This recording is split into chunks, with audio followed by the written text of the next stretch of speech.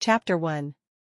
Dorothy Sanders swirled her skirts as she turned onto Main Street, feeling hopeful. She was on her way to an interview for a real paying job. Ever since she had moved to Nowhere, Texas, she had only helped her adoptive parents, Edna Petunia and Cletus Sanders, around the house. Though Dorothy had been born in New York, she had been in Nowhere for nearly 5 years, and now it was home. She had been raised in an orphanage, until she, along with 14 other girls, had been sent away with their matron to live in Texas. Some of her sisters had taken a while to get adjusted to life in the country, but Dorothy had quickly fallen in love with the slower pace of Texas. She passed by the mercantile owned by Louis, her older sister Ruby's husband. She saw Ruby inside tending to some wooden crates, and waved. Ruby smiled back, and Dorothy could see Robert and James, Ruby's stepsons, chasing her toddler, Jasper, around the store. They were sweet boys, but rambunctious, and Dorothy knew her sister had her hands full. Her first set of twins, Crystal and Jade, were sitting quietly playing with their baby dolls. She wondered briefly where her sister's younger twin daughters were. Hopefully they were napping in the back room. Seeing Ruby and many of her other sisters get married made Dorothy wonder if she would ever find love. She treated everyone with kindness and respect, and that meant she had many friends across town. But there was no one that lit a fire within her. No one who made her feel the way she read about in books or saw in her sisters when they'd settled down. Dorothy wanted to show her family that even if she hadn't found love like her sisters had, she was still able to lead an interesting life. The house came into view, and Dorothy hoped Mr. Reeves wouldn't be too boring. When she saw the advertisement he'd posted in the local newspaper, it had seemed too good to be true, a part-time secretary needed for the summer to assist a lawyer from Austin. He would be staying in Nowhere for a few months, gathering evidence for an upcoming court appearance. From the letter he had written when she'd applied for the position, he seemed very formal and stuffy. Dorothy guessed he was about Cletus's age. Her adoptive father was in his early 70s, but still full of life. She hoped Mr. Reeves would be, too. Dorothy knocked on the door and felt some nervousness in the pit of her stomach. There was no answer. The house seemed large and imposing, full of dark corners and in a state of disrepair. Dorothy worried for a moment that it was abandoned, but then she noticed a buggy parked near the house. She peered at it a bit closer. The carriage looked almost new. Suddenly, the door flew open. "You must be the girl. I'm looking for Mr. Reeves." Dorothy took a step back as she stared into the eyes of a young, handsome man dressed in a fancy black suit. He was closer to her age than anything, far too young to be a lawyer. "You can start with the correspondence," the man said, barely glancing at her as he stepped aside, gesturing for her to come in. She followed him through the dimly lit house, nearly tripping over the piles of boxes scattered across the floor. When they got to a small, cramped study, the man pointed to a chair next to a wood desk. "The first letter should be addressed to the Austin Court of Appeals, to the Honorable John Mason." "Excuse me? Miss Sanders, as I wrote in my ad, I have a great deal of work to be done this summer. You'll need to go at my pace if this is going to work out. Do you understand?" Dorothy swallowed hard and steeled herself for what was next. She found a pen on the desk, dipped it in the inkwell, and placed a blank sheet of paper in front of her. "Yes, sir." Dorothy wrote as fast as she could as Carter dictated. She couldn't believe that this strong young man was the stuffy Carter Reeves, Esquire. Carter watched as Dorothy neatly dotted each I and crossed each T. He liked that she hadn't complained once. It was a promising sign. When she'd responded to his ad, he had pictured a matronly older woman. Dorothy was not only youthful, but also had a fresh-faced, innocent look that made Carter feel like he'd known her his entire life. "We'll begin at 8 o'clock sharp each morning. You'll have an hour for lunch midday, but I'd prefer you eat here, because it will save time. Then we'll work until 4 o'clock each afternoon. Is that understood?" Dorothy's hand was cramping badly, and words were swimming in front of her eyes from the dim light. She refused to let him get the best of her, though. "Yes, sir." 2 hours passed before Dorothy allowed herself to look at the clock. She was starting to get used to the bossy tone in which Carter was dictating his letters. For a lawyer, he sure wrote a lot of letters. I need to show you something, Miss Sanders. Dorothy stood up, stretching out her legs and arms. Her muscles were already groaning in pain. Carter marched out the front door, holding it open behind him as he waited for her to catch up. Carter helped Dorothy into his buggy and unhitched his horses from the post. He flicked the lines, and they pulled onto the road toward town. Soon, they passed the church, where Dorothy spotted her brother-in-law, Micah Barton, entering the small building. Dorothy called out to Micah, and he waved back in response. That's Sarah Jane's husband. She's my sister. I see. Carter seemed distracted, and Dorothy was content to sit back and enjoy the sweltering summer day. She wondered where they were going, but decided to wait until Carter told her. He seemed like a man that did not like to waste his words. She would have to earn them, and that was just fine with her.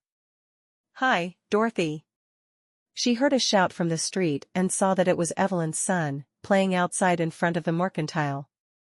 Evelyn was standing in front of the mercantile, a shopping basket hanging over one arm. That's my sister Evelyn and her son.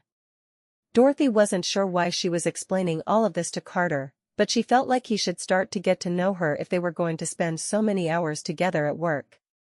Carter turned the buggy on one of the roads leading out of town, and they approached the direction of Bagley, one of the small towns in the surrounding area of nowhere. Dorothy was surprised when the McLean Ranch, with its gorgeous house and row of 5 cozy cabins, came into sight. She made out a woman hanging laundry on a clothesline and excitedly waved to her. That's my sister, Penny. She and her husband, Tom, live here with their sons. She's got one on the way, too. Carter didn't say anything for a minute, but Dorothy could see the sides of his face pull up in a smirk. Penny waved back, and sure enough, a stream of boys running, laughing, and jostling each other tore out of the cabin and across the fields, nearly knocking down their mother and her laundry sack. Tom, the youngest son of 7 sons, had grown up in the large house, and now his wife and their growing brood lived on the property as well. How many sisters do you have, exactly? 14 in all. Dorothy didn't have to look at Carter to know that his face wore a shocked expression. That seems unusual. We all grew up in an orphanage in New York, but then the church decided that girls and boys shouldn't be kept under the same roof. We all came on a bus to nowhere, and now this is our home. I feel very lucky, because we were adopted by a wonderful couple, Edna Petunia and Cletus Sanders. Ah, yes, Cletus Sanders. The name is familiar to me. I believe we sat for the same exams when we were getting our law degrees. I didn't realize you were related. Yes, he is wonderful. We are all very grateful to Cletus and Edna. And Edna always wanted a house full of bastards. Excuse me? Sorry, that's her term for us. I suppose I should mind my manners. Dorothy giggled, putting a hand to her mouth. She didn't know what it was, but something about Carter made her want to tell him everything. That's perfectly all right, Miss Sanders. I think you'll learn that I'm a straight shooter. I say what I mean and I mean what I say. Do you have any siblings? No. Dorothy felt sad to think of Carter growing up by himself, without the easy camaraderie she'd always shared with most of her sisters. Then again, Dorothy had never known any other way. For as long as she could remember, she had lived in the orphanage, and there had always been a steady stream of other children around. Carter drove them further and further from the McLean Ranch, and even past the town of Bagley. Finally, Dorothy had to ask. Where are we going, sir? We're going to an estate that's at the center of a dispute. The previous owner passed away, which makes it seem as if the property should go to a distant cousin. Only problem is the man actually did have a son, Mr. Parrish, who's my client. Why didn't Mr. Parrish's father leave the property to him? Did they have a falling out? Not really. My client was raised by his mother, and the farmer, Mr. Drake, was never aware he had a son. However, Texas law states that a nearer blood relative can claim property, so now the cousin and Mr. Parrish are involved in a dispute over the land. How much land is it? Dorothy asked as she stared at the land. It's over 300 acres. Wow. Dorothy couldn't contain her shock. She was still getting used to measuring things in acres instead of miles, but 300 was a large parcel of land. Yes. Mr. Parrish is very interested in resolving the dispute so he can begin farming on the land. How will the court resolve it? That's a complicated question. My work here is to find the facts, the evidence. To see if Mr. Drake ever knew that his son existed. And to do that, we need to visit Mr. Drake's home and review some of his files. Carter stopped the horses as they pulled up to a small, ramshackle home at the edge of the property. He helped Dorothy down from the buggy and tied the horses to a battered post that leaned toward the ground. Dorothy wasn't sure why it was called an estate. The house looked like it was barely standing up. As soon as they entered the house, Dorothy saw their work was cut out for them. The floor of the entire house was covered in papers, books, pots and pans, silverware. A feral cat lazily made its way through the mess. It looked like someone had ransacked the place. Unbelievable. Carter wore a look of disgust on his face. This place is a pigsty. It's no wonder, living all the way out here in the country. I think it's nice out here. My sister and her husband and the boys, they love all the wide open space, and I don't care for it at all. Dorothy was determined not to let anything rattle her on her first day of work. She found herself wanting to impress Carter and was surprised at how much she already cared about what he thought of her. I'll start by picking up all the papers. I'll put them in piles arranged by date. Dorothy busied herself with the papers and set aside scraps of paper and bits of food that seemed like waste. It wasn't the most thrilling job, but it was better than transcribing Carter's correspondence. For the first time all day, her employer seemed speechless. After an hour, Carter looked at his pocket watch and motioned for Dorothy to stop. She tidied up the areas she had been working on. That's enough for today. We'll go back to the house for lunch and this afternoon's work. Dorothy nodded and followed Mr. Reeves back outside of the house to the buggy. After he unhitched the horses, he tried to wipe the excess dirt off his hands as he grumbled to himself. I'll never understand how people live out here year-round. It's filthy. Dorothy felt her face grow red. She had just been thinking about what a lovely day it was, and how glad she was that she would be getting fresh air on the way back. But she chose not to respond to Carter. After all, nowhere did tend to grow on you. Not everyone adapted easily. But she found herself hoping, for some reason, that he would. Chapter 2. When Dorothy returned home at the end of the day, she was exhausted. Most of the unmarried girls gathered around the dinner table, as was their custom, but Dorothy wasn't her usual talkative self. She stayed quiet as she ate her roasted chicken and rice. What's wrong? Concern filled Edna Petunia's eyes. Although she hadn't been the girls' mother as they were growing up, she had come to understand them, and knew when something was off. I think I'm just overwhelmed by how much work there is to do. Mr. Reeves is due in court in less than 2 months, and there's so much to do at the house. I thought you were a secretary. Teresa cut straight to the point, as usual. Well, I do a little bit of whatever Carter, Mr. Reeves, needs. She blushed, knowing that she shouldn't have spoken of her employer so familiarly. Edna Petunia smiled knowingly when she saw Dorothy's face. She had a glint in her eyes that Cletus recognized. Now, Edna Petunia, don't go getting any ideas now. Dorothy's just working for him for the summer, you know, Cletus chided gently. What is it? Dorothy was too exhausted to understand what was going on. I heard from Penny that this Carter is quite the good-looking young man. Edna Petunia watched Dorothy carefully for a reaction. The other girls stopped giggling and gossiping to listen to their mother. Now they were interested, too. Quite the eligible young bachelor.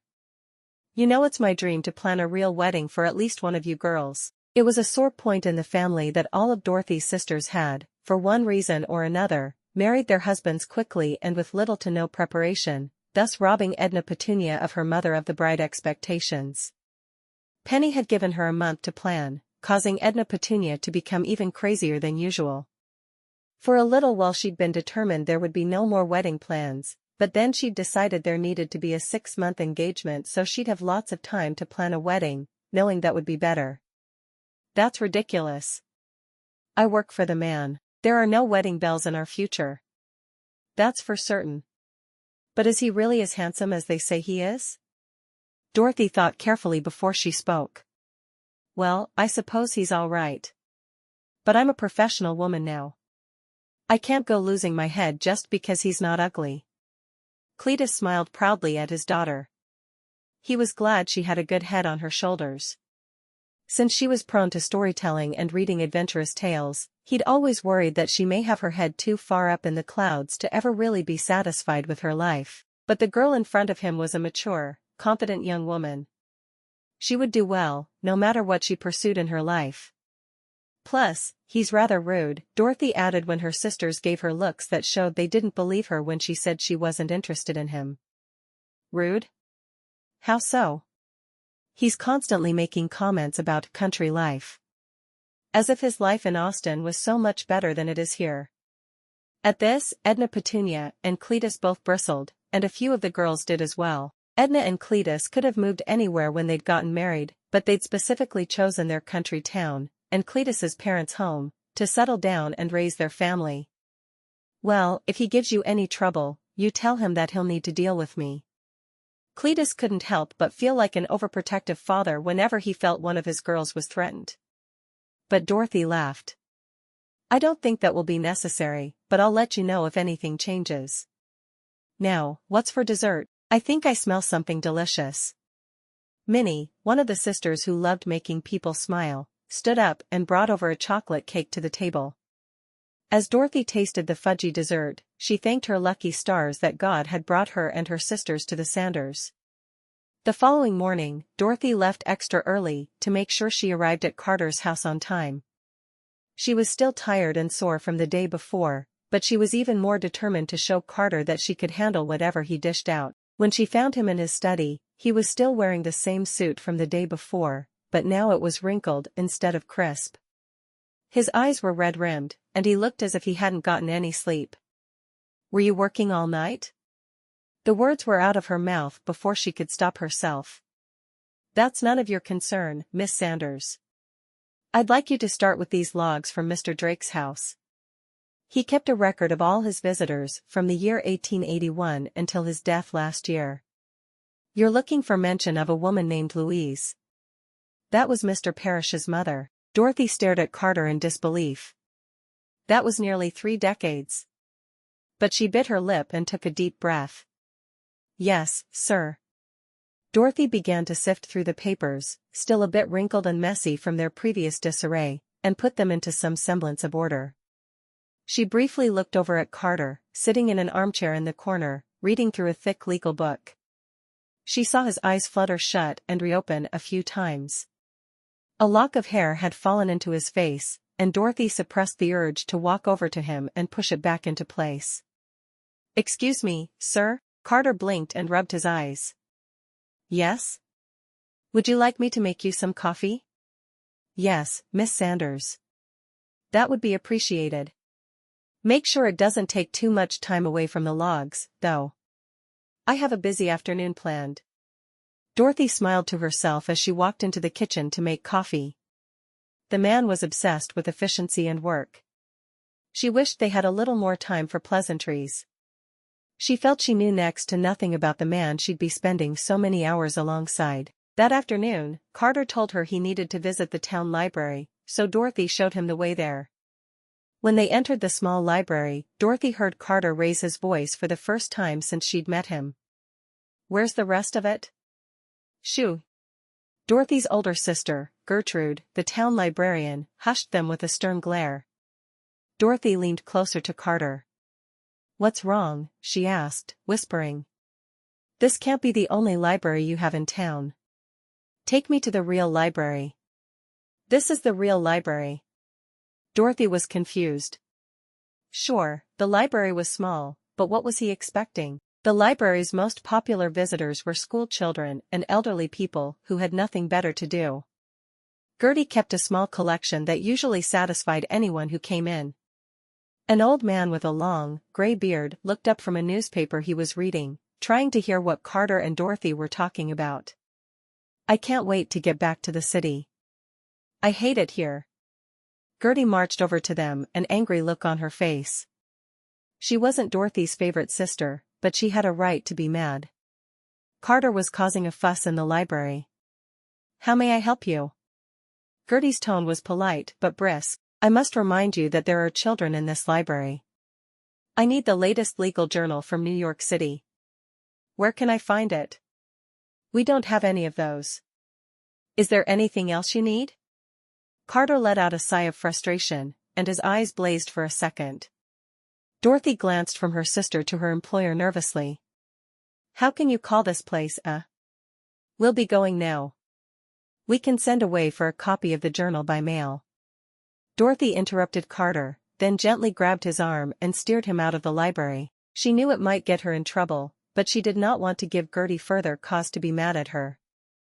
Gertie was bossy and cranky, and when people upset her, she just acted even bougier and crankier. She was not pleasant to live with under those circumstances. Outside, Dorothy felt she needed to give Carter a piece of her mind. Please keep your opinions to yourself.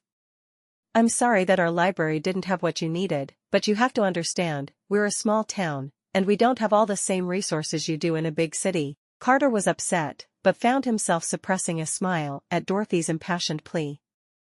She was lovely when she was angry, and despite it all, he enjoyed seeing her all riled up. Ordinarily, he would have been furious and unable to concentrate for hours over the issue, but now, he found himself lightening up. Dorothy wasn't done yet, though.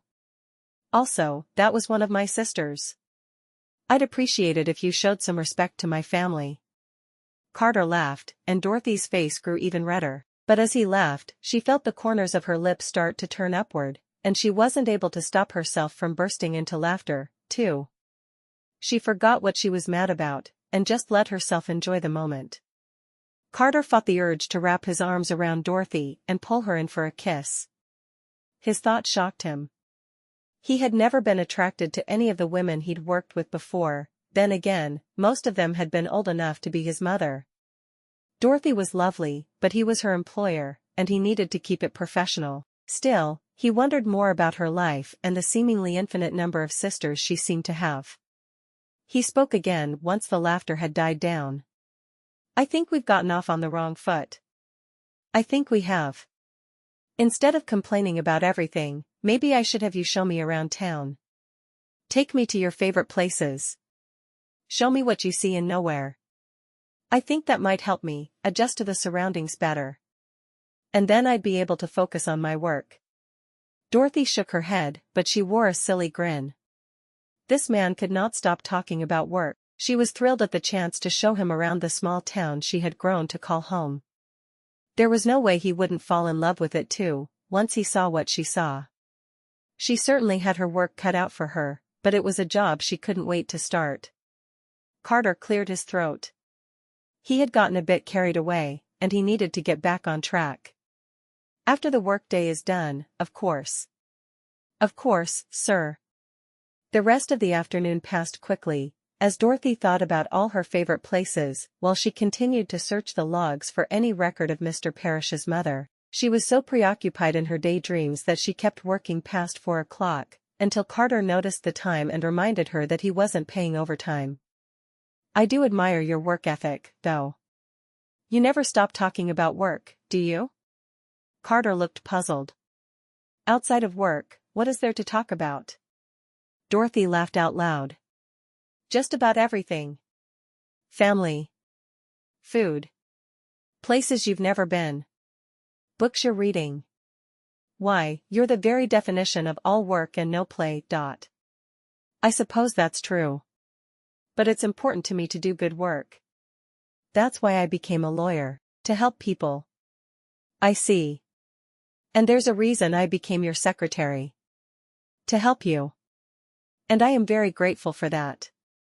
Carter stepped closer to Dorothy and took her hand. A shiver ran down her spine when Carter touched her. She felt nervous and exhilarated at the same time. I'll be back after supper. I'll be waiting. That evening, Dorothy shoveled her salt pork and beans into her mouth as fast as she could. She barely spoke to her family as they discussed the day's events.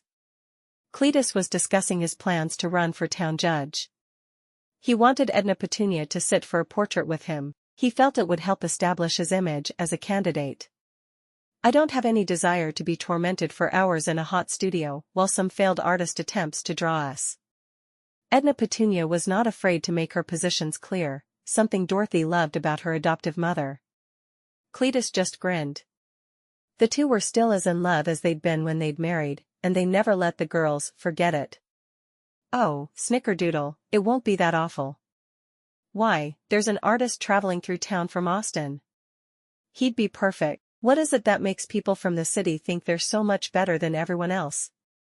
Dorothy asked, causing everyone to stop eating and stare at her. It was the first thing she'd said all evening. Something on your mind, darlin'? Cletus could always sniff out trouble with his girls. Dorothy shook her head. It's nothing. I need to be excused, though, as I have plans this evening. Where are you going at this hour? Alice was the most uptight of the sisters. She didn't approve of fooling around or shenanigans of any sort, and she knew it was odd for Dorothy to have plans in the evening. I'm showing Mr. Reeves around town, to help him get to know it better. To show him all the things I like about nowhere. Edna Petunia clucked her tongue.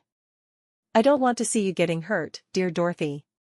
You're so generous and loving to everyone.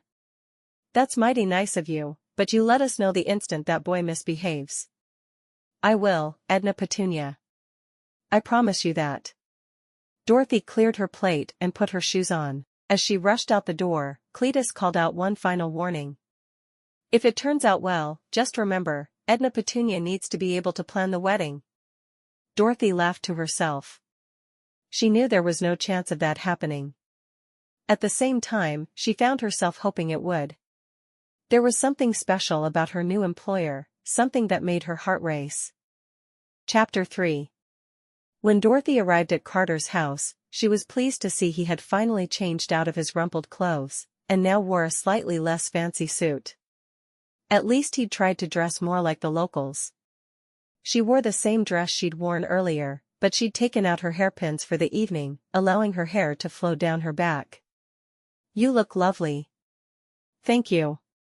Are you going to tell me where we're going first? Carter seemed nervous and unsure. No, it will be a surprise. Dorothy grabbed his arm to guide him out the door. Carter turned to put his key into the lock. Carter, you can't be serious. What? What's wrong? Carter seemed even more nervous now. Dorothy laughed to put him at ease. We're in Nowhere, Texas.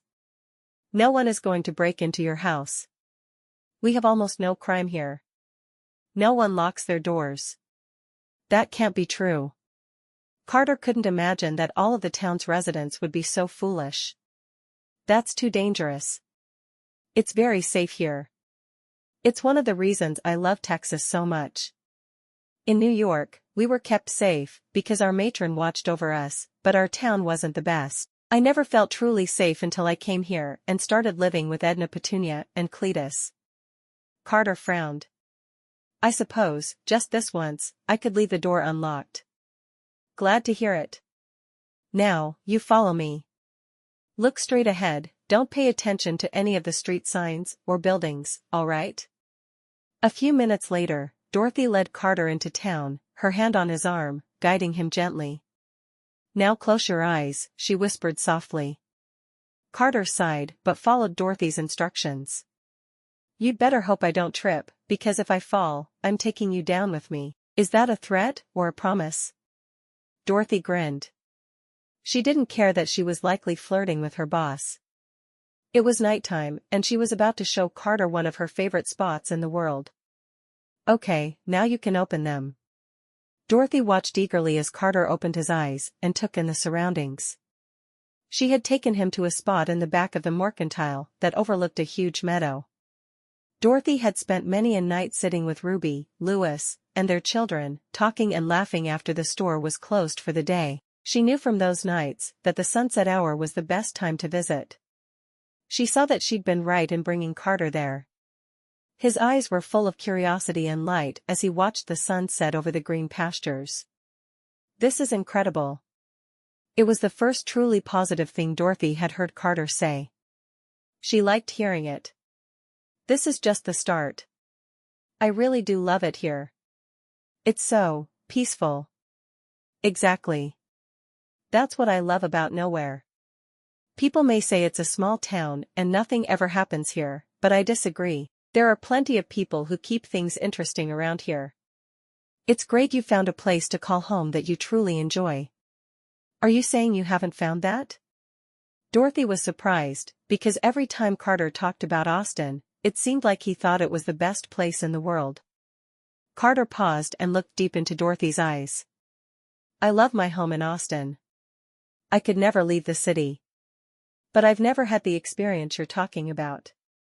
Where you feel like a place is home because of the people with you." Dorothy's breath caught in her throat. She wasn't sure what to say. "I'm sorry. I'm getting ahead of myself. I'm probably just tired." Carter mumbled excuses as he walked down a small embankment to get a better view of the meadow. Dorothy was disappointed, but knew better than to say anything.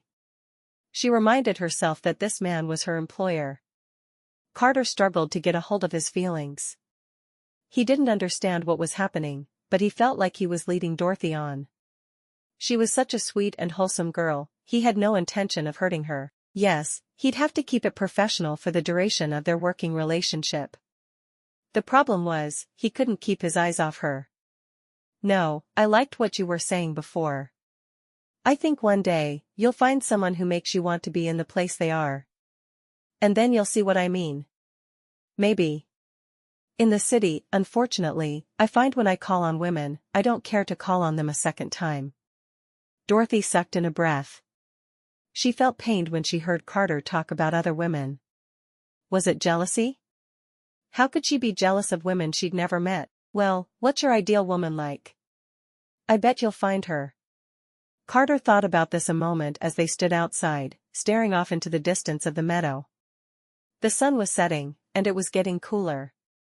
Dorothy shivered a bit in her light dress, and Carter slipped off his suit jacket and wrapped it around her shoulders. He stood behind her, holding the jacket in place. Dorothy felt a fluttery sensation in her stomach and loved feeling Carter's strong arms wrapped around her body. She wished they could stand like that forever. "I suppose my perfect woman would work in an office, most likely, but she'd stop working when we married so she could keep my home. She'd probably love to go to the theater, and she'd like to read some of the same books and journals that I like. That's about as close as I can imagine." Dorothy listened to Carter give his description with a sinking feeling of despair in the pit of her stomach. He had described a woman that couldn't be further from who she was. Yet he was still holding on to her, keeping her warm. That had to count for something, right? They stood in silence for a while as the sun continued to retreat. Dorothy could see a few faint lights burning in farmhouses in the distance. Soon, it was almost black, save a few spots in the sky. "This is my favorite part." Dorothy's tone was hushed as she gazed at the beautiful stars. "I've heard that there are some cities where you can't see the stars, because of the street lights. Is that true?" Carter ran his hands up and down Dorothy's arms, sending a tingle down her body. "I suppose in Austin, the street lamps do cause the stars to fade a bit. I've never really noticed. I love street lamps, though. How else do you see what's going on? For example, how are we going to make our way back tonight?" "I think we'll manage." Dorothy's heart was beating faster and faster by the minute. She'd never had a man's arms around her before, and she was craving more. "Your turn to answer the question." Carter gently spun Dorothy around so she was facing him. "What question?" "Who's your perfect man? What's he like?" Now it was Carter's turn to look uncomfortable. He wanted to know, but he also didn't want to know. "I have a better idea of how to have this conversation." Dorothy walked toward the back of the mercantile, bent down near a table and some chairs by the back door, and grabbed a large blanket. She came back over to where Carter stood and spread the blanket out, then sat down and patted the ground next to her. They both laid down on the blanket and looked up at the stars. Dorothy couldn't remember the last time she had been as relaxed or at peace. She lost her train of thought as she enjoyed her surroundings, and Carter's warm body next to her. "Hello? Did you forget the question?" Carter found himself anxious to hear what she had to say. It made no sense, but there he was, in the middle of nowhere, Texas, staring at a pretty girl and waiting for her answer. Well, he'd have to love taking long walks, and riding through the countryside, that sort of thing. Family would have to be really important to him. Maybe he has a big family like mine, or maybe it's just a small one, as long as he's close with them. And, most importantly, he'd love being outside in the fresh air. Carter's heart sank. He'd hoped he'd meet some of Dorothy's criteria for a perfect man, but he was nothing like her ideal. He felt very out of place in the small town she lived in. Dorothy worried when Carter didn't respond for a while. "You got quiet." "I'm just thinking about how different we are," Carter finally admitted. Dorothy nodded. "I know what you mean. I wish things were different." Dorothy turned to look Carter in the eyes. "How so?" "Well, for example, I wish you'd been born in the city. Or that I'd been born in the country. Maybe if we had been raised in those settings, we'd be more similar." Dorothy frowned. "Maybe. But if that had been true, we'd never have met at all." Carter smiled. He hadn't thought of that. He loved the way Dorothy could always look at the bright side of a situation. Her cooler head had already prevailed a few times, like at the library, or at the Drake estate when everything had turned out to be such a mess. Dorothy enjoyed seeing a different side of Carter. At work, he was buttoned up, stiff, and formal. Now he was coming alive, answering her questions candidly and acting interested in her own answers to those questions. Carter moved his head closer to Dorothy's so their foreheads were practically touching. "It's a shame we're so wrong for each other, isn't it?" Dorothy felt like she could barely breathe with Carter's face so close to her own. "It is a shame," she agreed. Carter couldn't stand it any longer. He tilted his head down and kissed Dorothy square on the lips. Dorothy hesitated for a moment, then kissed him back. She'd never been kissed before, so she wasn't sure what she was doing, but she loved the feeling and wanted more of it. When they were done, Carter rested his head on the ground again. He exhaled loudly. "With all due respect, Miss Sanders, I don't think you'll be finding a country boy who has that effect on you." Dorothy couldn't sleep that night as she replayed her kiss with Carter over and over again. She knew it was wrong to get involved with her employer, but she also couldn't stop thinking about the man. He was her opposite in almost every way, but something about him made her feel safe and excited. She found herself wanting to learn more about him and his life in Austin. Maybe she would even visit him there one day. The rest of the week passed in a blur of work on the estate case. Most days involved several hours of correspondence, between Carter and his client, Mr. Parrish, Carter and local magistrates, and Carter and his law professors, who still had an interest in helping him succeed. Dorothy marveled at the file of contacts Carter had. It was more people than Dorothy had ever met in her entire life. In the afternoons, they often went out to the Drake estate, cleaning up, reviewing all the documents, and slowly building Carter's case for Mr. Parrish. "How do you know Mr. Parrish is the rightful owner?" Dorothy asked one day as they were cleaning. "To be truthful, I don't know. But he came to me and told me that his mother had sworn up and down that his father knew he existed, and just didn't want to be in his life. His father had problems with alcohol, and never cared about anyone or anything but himself. I believed him, Miss Sanders. And I believe it's the right thing to do to fight for him to get justice." Dorothy loved hearing Carter's passion for doing what was right. It reminded her of Cletus. He was always encouraging the girls to stand up for themselves and do what they believed in. Dorothy also found her thoughts drifting back to their moonlit kiss. She couldn't wait to spend time with Carter alone again. She wanted to feel the brush of his lips against hers and his arms around her, engulfing her in his strong frame. "Miss Sanders. Are you all right?" Dorothy snapped to attention as Carter called her name. She had told him he could call her Dorothy, and he had told her to feel free to call him Carter, but they both stuck to more formal titles most of the time. Sorry, I didn't mean to drift off. I was just thinking. Dorothy smiled sweetly, hoping Carter didn't know exactly what she was talking about. She had a feeling that she liked him a lot more than he liked her, and she didn't want to seem desperate or pushy. She understood that he was first and foremost her employer, and he would be back to the city in a few weeks. Their time together was wonderful, but fleeting. She would make the most of it, but she wouldn't beg. Less thinking and more filing, please. Carter's tone was harsher than he intended. The truth was, he couldn't stop thinking either, thinking about spending more time in the evenings with Dorothy, even though it was inappropriate. He did not want to take advantage of her, and he worried about the things he might do if given the chance. She was pure and wholesome and good, and he found himself wanting to be around her at all times. Dorothy blinked back a few tears, shocked at how Carter's words stung her. It was probably more about feeling rejected, since he hadn't tried to kiss her again since that night outside the mercantile. She wondered if she had done something wrong.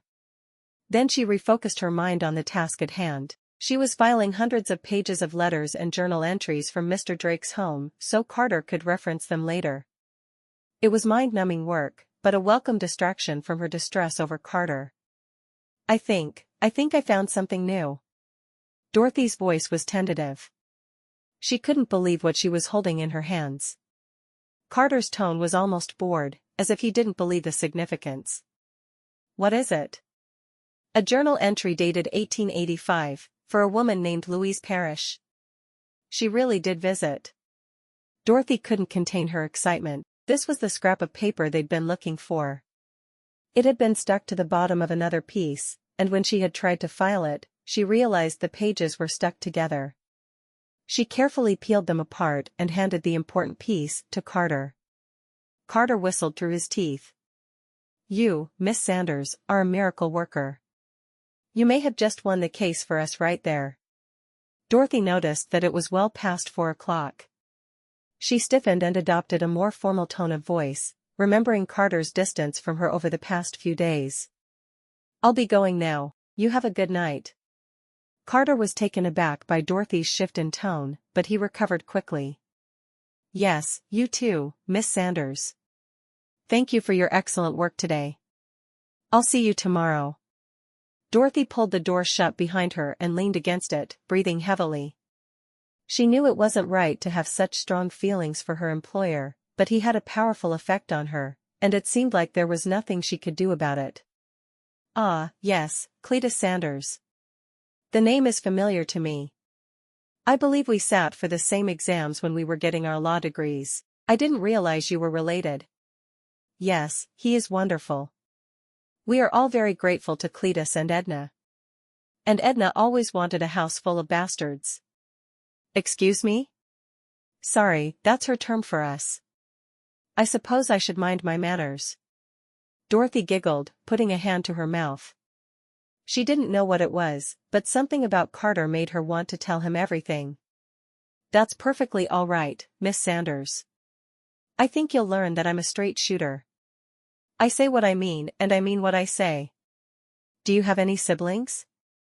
No. Dorothy felt sad to think of Carter growing up by himself, without the easy camaraderie she'd always shared with most of her sisters.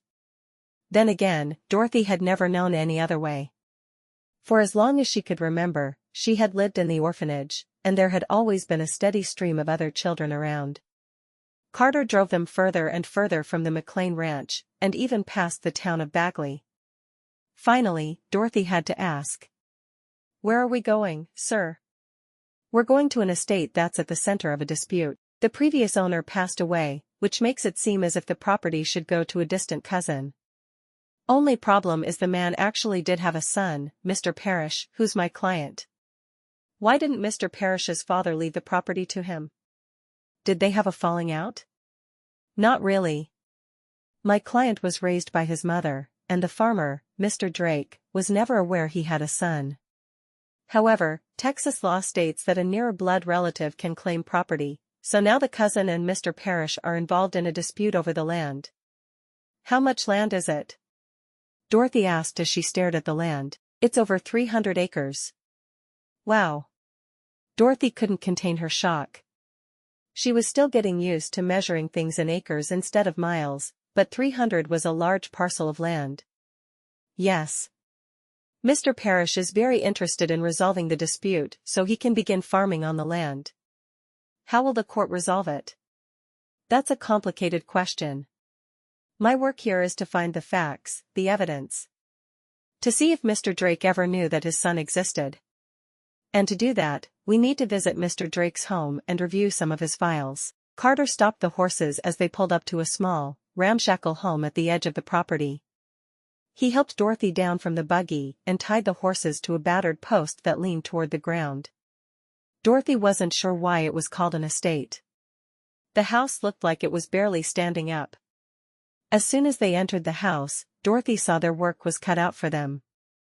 The floor of the entire house was covered in papers, books, pots and pans, silverware. A feral cat lazily made its way through the mess. It looked like someone had ransacked the place. Unbelievable. Carter wore a look of disgust on his face. This place is a pigsty. It's no wonder, living all the way out here in the country.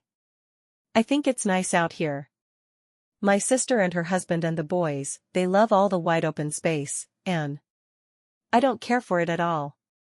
Dorothy was determined not to let anything rattle her on her first day of work. She found herself wanting to impress Carter and was surprised at how much she already cared about what he thought of her. I'll start by picking up all the papers. I'll put them in piles arranged by date. Dorothy busied herself with the papers and set aside scraps of paper and bits of food that seemed like waste. It wasn't the most thrilling job, but it was better than transcribing Carter's correspondence. For the first time all day, her employer seemed speechless. After an hour, Carter looked at his pocket watch and motioned for Dorothy to stop. She tidied up the areas she had been working on. That's enough for today. We'll go back to the house for lunch and this afternoon's work. Dorothy nodded and followed Mr. Reeves back outside of the house to the buggy. After he unhitched the horses, he tried to wipe the excess dirt off his hands as he grumbled to himself. I'll never understand how people live out here year-round. It's filthy. Dorothy felt her face grow red. She had just been thinking about what a lovely day it was, and how glad she was that she would be getting fresh air on the way back. But she chose not to respond to Carter. After all, nowhere did tend to grow on you. Not everyone adapted easily. But she found herself hoping, for some reason, that he would. Chapter 4. When Dorothy got home, she saw Edna Petunia and Gertie in the kitchen. It was Gertie's turn to help with dinner. Normally, Dorothy might have confided to Cassie Hayes, the woman who had moved to Texas with the girls as the matron of their former orphanage, about her feelings for Carter, but Cassie was busy with her husband and their growing family. Dorothy did her best to hide her mood from her family, but she realized quickly she wasn't being successful as everyone gave her pitying glances. What's wrong with her? Gertie was loud and obnoxious. Dorothy's eyes filled with tears. She didn't feel like explaining to any of her sisters. Several of them were married and wouldn't remember what it was like to be in a new relationship. And the rest of them couldn't understand what she was going through because they had never experienced it. Go ahead and put that chicken in the oven, Gertie. I'll be right back. Edna Petunia took off her apron and flew up the steps quick as a flash, following Dorothy into her room. What's wrong, sweetheart? Dorothy was startled to find Edna Petunia so close behind her. She'd thought she was still in the kitchen making dinner. I'm fine, Edna Petunia. Thank you. You're no more fine than a canary in a coal mine. Edna Petunia had many zany expressions. Dorothy and her sisters weren't always sure what to make of them, but right now, she was touched. Her mother had sensed she wasn't feeling well and was trying to help her feel better. Thanks, Edna Petunia. I don't know, I think Carter Reeves has me a bit shaken. With that, the floodgates opened, and Dorothy found herself sobbing into Edna Petunia's chest. There, sweet thing, nothing a peppermint stick can't cure. Edna Petunia stuck her hand into her bosom and pulled out a fresh peppermint stick for Dorothy to suck on. Dorothy hesitated, knowing Edna usually kept these in her cleavage for children she came across, but then accepted, looking at the candy skeptically. Maybe Edna Petunia was right, and the treat would give her fresh breath and peace of mind. She could at least try. With Edna Petunia's soothing voice and the calming effect of the peppermint stick, Dorothy spilled the entire story to Edna Petunia. She even told her that Carter had kissed her, and that she longed for him to touch her in that way again. I know you think I'm old and batty, and maybe I am, but you have to be careful who you show your Petunia to, Dorothy. When I met Cletus, I knew he was the right man for me, but not all men are cut from the same mold. I was one of the lucky ones. Dorothy grimaced. She didn't want to think about her adoptive parents having sex. Okay, I get your point. Don't worry, I'm certainly not going to show my Petunia to him.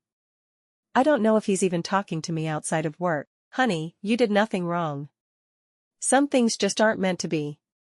I am sure you'll find someone one day that makes you feel just as special. Edna Petunia patted Dorothy on the shoulder and went back downstairs to finish cooking dinner. Dorothy finished munching her peppermint stick, washed her hands, and headed downstairs to join her family for their meal. With a house full of girls, there was always someone who was having trouble with something or other. It would be nice to catch up with her family and tune into someone else's problems. That way, she could ignore her own, then maybe they'd go away. The following morning, Dorothy took a different route than usual to the house where she worked with Carter. She felt refreshed after her talk with Edna Petunia, and even more determined than ever to be professional at work and set aside her feelings for Carter. Hello, Carter mumbled as he riffled through stacks of paper Dorothy had filed the day before. I can't find anything. Dorothy tried not to look exasperated. She had been in a good mood, but it was clear that Carter was not. She forced a cheerful grin on her face and found the paper Carter was looking for. Humming one of her favorite songs, she made coffee for Carter without him having to ask for it. She brought freshly made cinnamon rolls out of her lunch bag and put one on a small dish for Carter. Thank you. Carter chewed the doughy treat with a dreamy look on his face. These are delicious. You're welcome. Minnie makes them often. Who's Minnie? Carter asked between bites. Oh, wait, let me guess. Another sister? Dorothy smiled. She knew it seemed crazy to him, but she loved her large, rambling family. She wouldn't have it any other way. You know, we've never talked about that. Dorothy was thinking out loud. About what? Well, now I know your ideal woman, and you know my ideal man. But how big of a family do you want? Carter blinked a few times. He looked as if he'd never considered the question. I've always assumed I'd have one, of course. I'll settle down in a small house near the courthouse in Austin. Then there's food and private schooling and other expenses to consider. I wouldn't want to have more than one. Dorothy smiled sadly. Carter was so logical in his plan for himself. He would find himself a nice, logical wife and settle down to have one nice, logical child who would one day go on to reproduce with someone else's nice, logical son or daughter. I've always known I wanted a big family. Not as big as the one I have now. I'll leave the really huge family to Penny, but I want at least 4 or 5 children. That way, they'll always have someone to play with, to laugh with, to cry with. I think it's very important for children to have that. I see. Carter was silent for a while, then snapped to attention. Well, we're wasting time. The case will go to the judge in less than 2 weeks, and I need to prepare my opening remarks. Get out the typewriter. Dorothy tried to focus on the task at hand. It would be her first time using his typewriter. She usually took dictation by hand for correspondence. She had used a typewriter once before, back in New York, and was excited to try one again. She slid a piece of paper into the machine and set the carriage all the way to the left. I'm ready. The morning passed quickly. The cinnamon roll had helped cheer Carter up considerably. He was still obsessed with efficiency and work, of course, but a little kinder about it than usual. He even reminded Dorothy to break for lunch exactly at noon. Let's eat outside today. Dorothy was surprised but grateful at the suggestion. That sounds perfect. The two sat in silence at a small table outside Carter's house. Dorothy ate the pork sandwich she'd packed as a lunch and Carter ate a handful of nuts. It really is a lovely day out. Dorothy sighed and closed her eyes, breathing in the deep scents of the trees and bushes that surrounded the house. It is beautiful out here. But don't you ever wish for something more than what nowhere has to offer? Carter seemed genuinely curious, but Dorothy didn't want to get into an argument. I don't know, sir. Can't we just enjoy this glorious day, without getting into a big debate about city versus small town? Dorothy's tone came off a little sharper than she intended. To her surprise, Carter simply smiled. I respect a woman who can put me in place from time to time. Dorothy smiled as she chewed a piece of her sandwich. As long as she's able to be put into her place when it's needed, Carter added. A small thrill coursed through Dorothy's body. She felt a deep longing inside of her to be as close to Carter as possible. She could tell he felt it, too. Perhaps this evening, Miss Sanders, you could continue to show me around nowhere?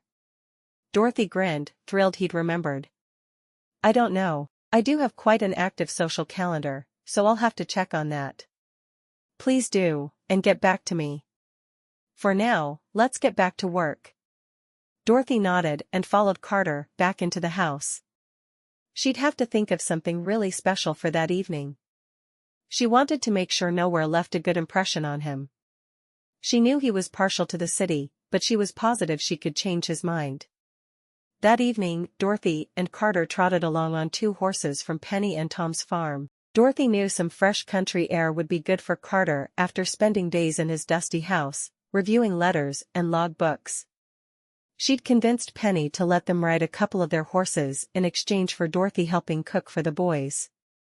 Tom and Penny could barely keep up with the appetites of their 17 adopted boys as it was, and now that Penny was pregnant, it was even more of a challenge. Excuse me, did you say your sister has 17 adopted sons? Carter looked like he might become ill. Yes. But that's just the beginning. Tom is the 7th son of a 7th son, so this baby will definitely be a boy, and all the rest as well. They'll have 24 sons when all is said and done. Carter looked like he was having an attack of some sort.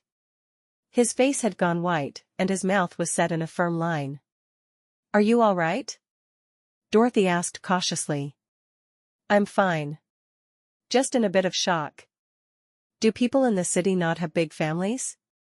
I guess I've never really stopped to consider it. I've always thought that family is what you make of it. I like that. They rode along quietly for a few minutes. It was just before dusk, and the temperature was cooling down a bit. They came to the edge of a pond, and Dorothy prodded her horse over to it, allowing the mare to sip water. I'll bet you don't have fresh water like this in Austin. Dorothy tried not to sound smug, because she didn't want to make it a competition. But she did want to show Carter that the country had its strong points, too. Carter laughed. He was normally so serious during the day, so it was nice to see him loosen up a bit. No, I don't suppose so. We do have other things, though. Like what? Dorothy knew she was being forward, but couldn't help herself. Carter pulled his horse up next to Dorothy's. They stared at one another for a few moments, and then he leaned down toward her. Suddenly, his horse took off with a loud splutter. Carter shouted in surprise. Dorothy spurred her horse to chase after Carter and his runaway mare, soon catching up to them. I'm so sorry. I don't know what got into her. Carter interrupted Dorothy. It doesn't matter. I think I've seen enough of nowhere for this evening. Dorothy tried to hide her disappointment. All right, we can head back. Carter had already set off down the path, and the spell of a few moments before had been broken. Dorothy sighed and followed after him. When they got back to Penny and Tom's beautiful, rambling house and brought the horses back into their stalls, they ran into Cletus. What are you doing here? Dorothy wouldn't be surprised if the old man was spying on her. Edna Petunia finished knitting booties for Penny and Tom's baby, and she said she thought I needed to deliver them tonight, just in case the baby comes early. Dorothy thought Cletus's excuse sounded made up. She decided not to call him out on it, however. She had learned that the old man had his reasons for the way he acted.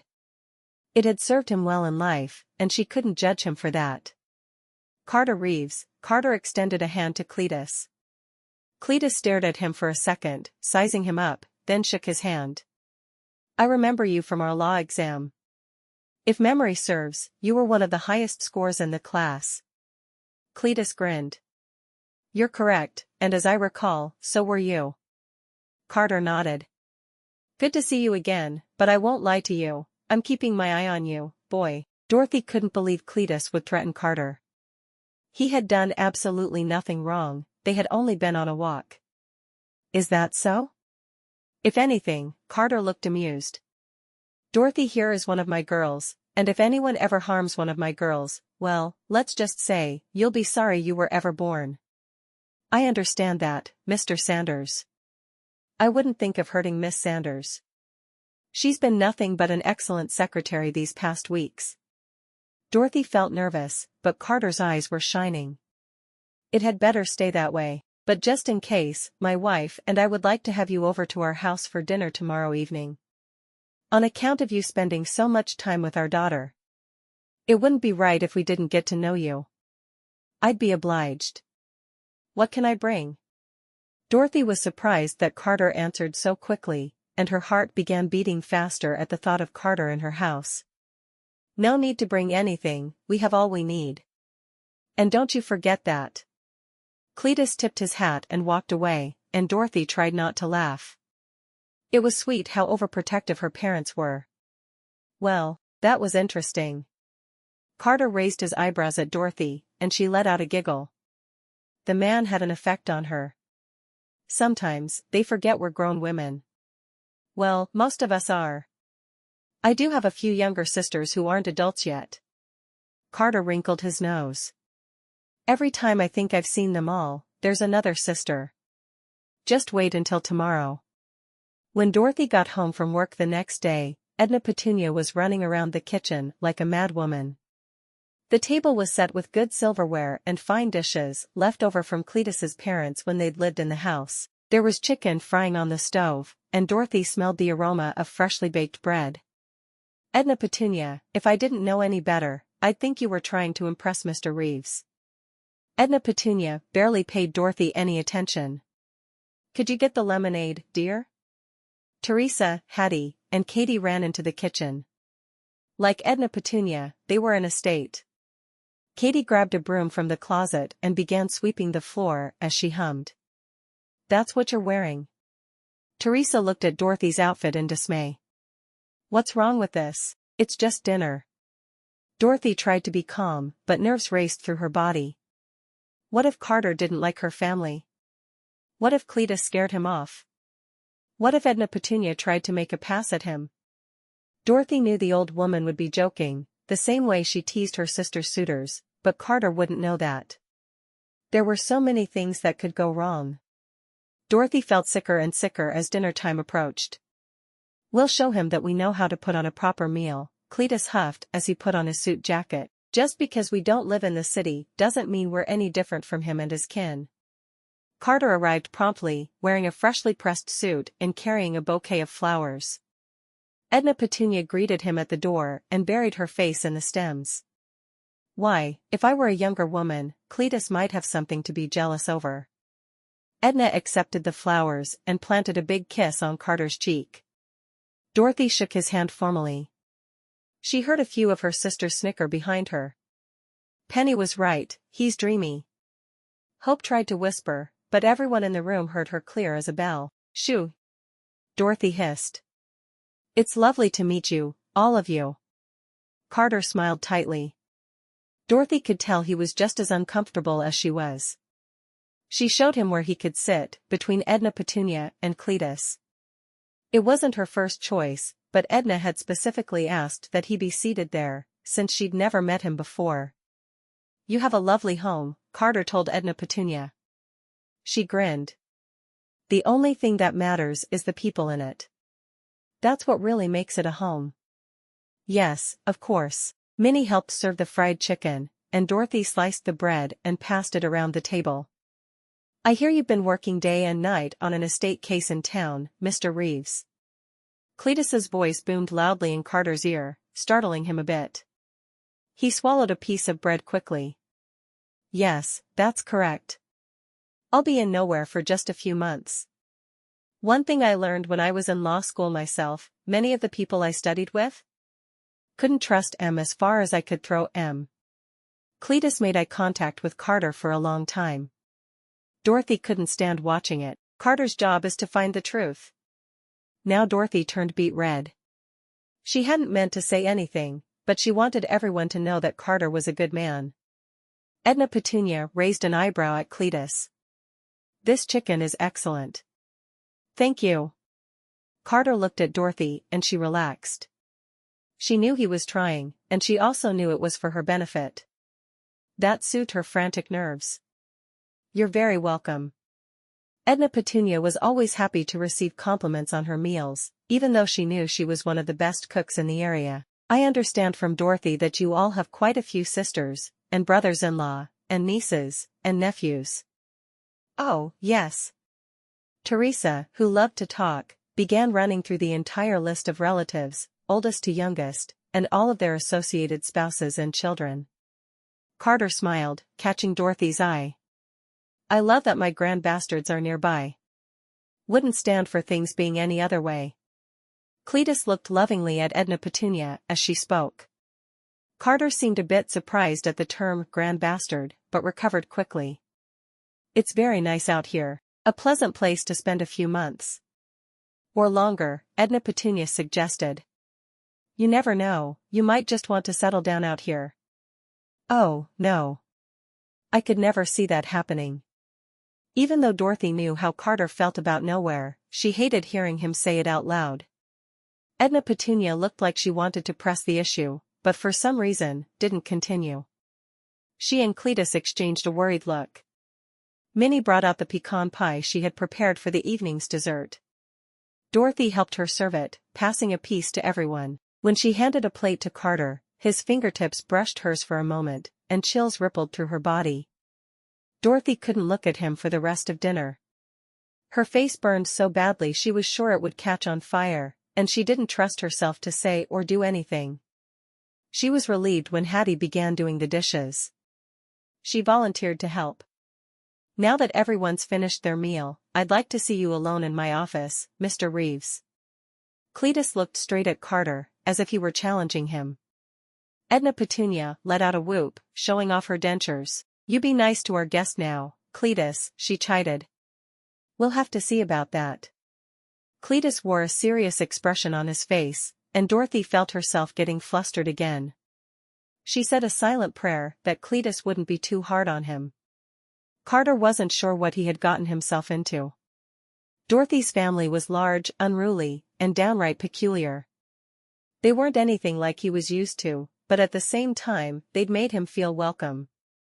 Even though Cletus had been giving him a hard time, Carter could tell that it was only because the man cared for his adoptive daughters deeply. He figured that was why Cletus wanted to talk to him alone, but he also wondered what exactly the old man knew about his and Dorothy's relationship.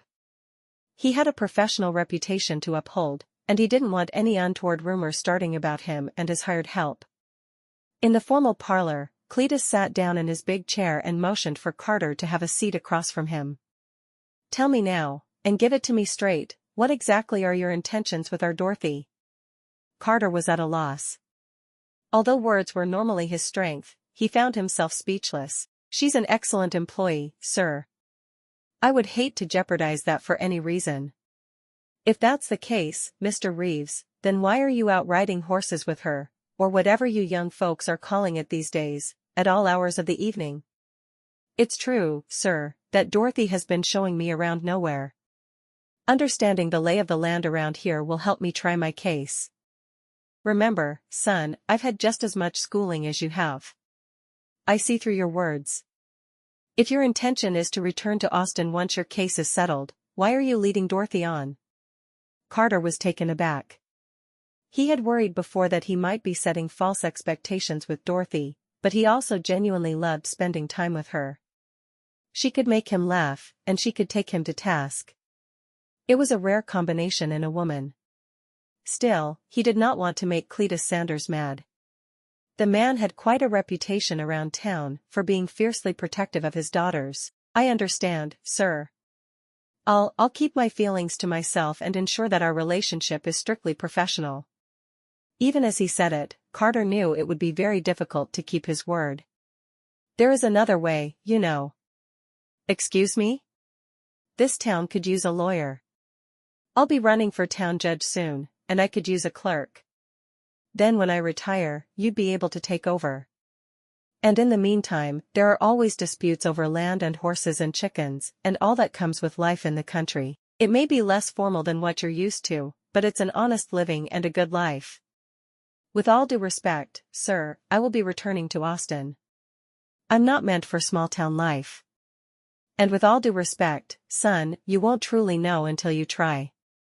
Carter sighed. The two men weren't going to see eye to eye, that much was clear. I want you to know, sir, that I do care for Dorothy. And I'll do everything in my power to keep her happy. Well, that's something, at least. But you need to be honest with her about your intentions. Yes, sir. I understand. Good, then. Now, get out of here. It's late, and I don't want any rumors about any of my daughters and a fancy city lawyer. Cletus walked Carter to the front door. Dorothy, Hattie, and Katie were standing in the hall, pretending they were dusting. I'll walk you out, Mr. Reeves, Dorothy said shyly. Cletus frowned, but didn't say anything. Hattie and Katie giggled and started to follow Dorothy and Carter, but Cletus grabbed their shoulders and steered them in the other direction. It was a clear evening, and Dorothy saw the half-moon hanging low in the sky as they walked outside. She hoped Carter would kiss her as he had outside the mercantile. Her body tingled as she anticipated his touch. Good night, Miss Sanders, Carter said abruptly, and started off for his horses. Good night. Dorothy was puzzled and disappointed. Had she done something wrong? She had half a mind to run after him, but it was getting late, and she wasn't sure what she would even say to him. She didn't want him to think she was desperate for his attention. Dorothy watched as Carter rode off into the distance. She would figure out what was bothering him and get to the bottom of it. Plus, she saw him every day, she had plenty of other chances to get him alone. Chapter 5. At work the next morning, Carter was quiet as Dorothy chattered away about her sisters, the case, the weather, and everything else that came to mind. She sensed there was something he wasn't telling her, but she didn't want to push him. The case was coming together nicely. She and Carter had found letters and logbook entries proving that Mr. Drake had seen Mr. Parrish's mother several times, meaning there were several opportunities where she could have told him about his illegitimate son, perhaps even brought the baby to meet his father. There were a few loose ends to wrap up, but Carter felt confident he'd be able to win the case and get Mr. Parrish the land that was rightly his. Dorothy enjoyed the steady pace of her work. She'd gotten accustomed to Carter's rhythms and enjoyed the fact that he seemed incapable of performing the simplest tasks without her. He was always asking where a specific book or journal entry was, or for an ink refill, or even where he had placed his coffee cup. Dorothy felt like she was doing something meaningful with her time. She knew that Carter was helping Mr. Parrish, and she was helping Carter, so in a way, she was helping people, too. At lunchtime, Dorothy suggested they eat outside, but Carter said he'd work straight through lunch. Aren't you hungry, though? You need to eat something. I don't need to eat anything, Miss Sanders. Well, you don't need to bite my head off. We've got a lot of work to do. That's all. Gee, Dorothy thought as she took her sack lunch outside. What's gotten into him today? She ate alone outside, watching the sun stream onto the fields surrounding Carter's house. When she went back into the house, Carter had taken several of the books she'd shelved that morning and strewn them across the floor. He was writing at a furious pace. Dorothy began to gather the books from the floor and reshelve them. Stop. I'm using those. Dorothy sighed. Carter seemed to be in a mood where he wasn't going to allow anyone else to be happy. Excuse me, Mr. Reeves, but what on earth is going on? Carter sighed and ran his hands through his hair. I need to tell you something, and you're not going to like it. Dorothy frowned and took a seat, waiting for Carter to speak his mind. She folded her hands in her lap, feeling on edge. I very much enjoyed working with you and getting to know you, Miss Sanders. You're very capable, and you've done a great deal for the case. And? Dorothy wasn't sure where he was headed with this. I want to make it clear, in no uncertain terms, that I will be returning to Austin once the case comes to an end. Dorothy felt her cheery mood vanish. She was aware that Carter had to go back to the city eventually, but she hated any reminder of it. I want to make sure I'm not leading you on in any way, that I'm not tricking you into believing something that's not true. Dorothy didn't know what to say. Part of her wanted to fight for him to stay, to tell him that they'd only scratched the surface of her favorite places and things to do and nowhere. He'd surely change his mind if he could see some of the things she had seen. The other part of her wanted to run as far away as she could, curl up into a ball, and cry. Her voice wavered as she finally chose her words carefully. That's perfectly clear to me. Dorothy barely spoke to Carter at all for the rest of the day. She responded with one-word answers or nods of the head when he requested something or asked her a question. When she was done for the day, she grabbed her things and headed out the door quickly.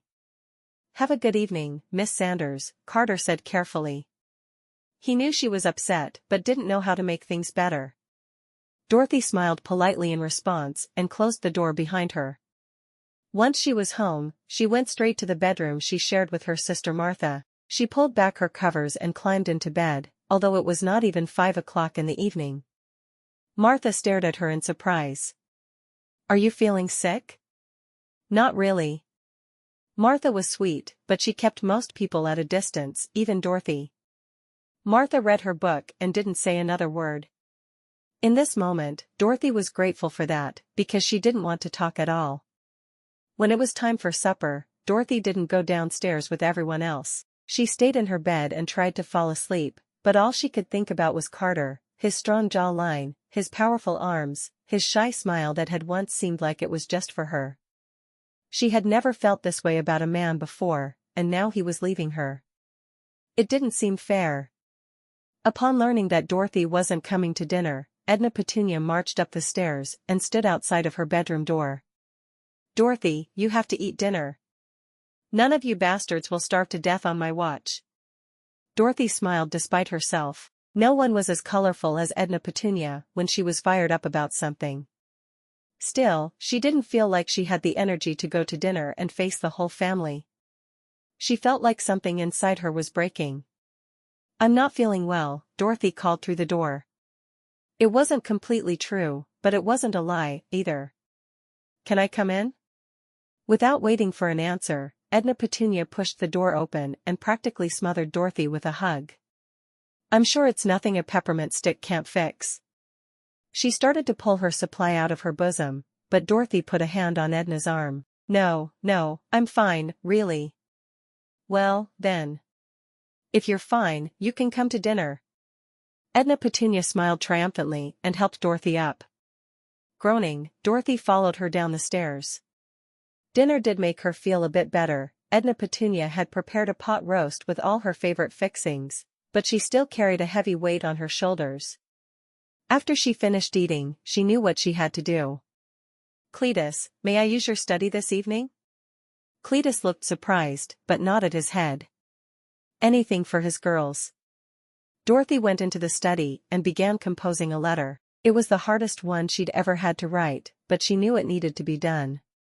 When she had finished, she signed and marked it with Cletus's seal that bore the name Sanders.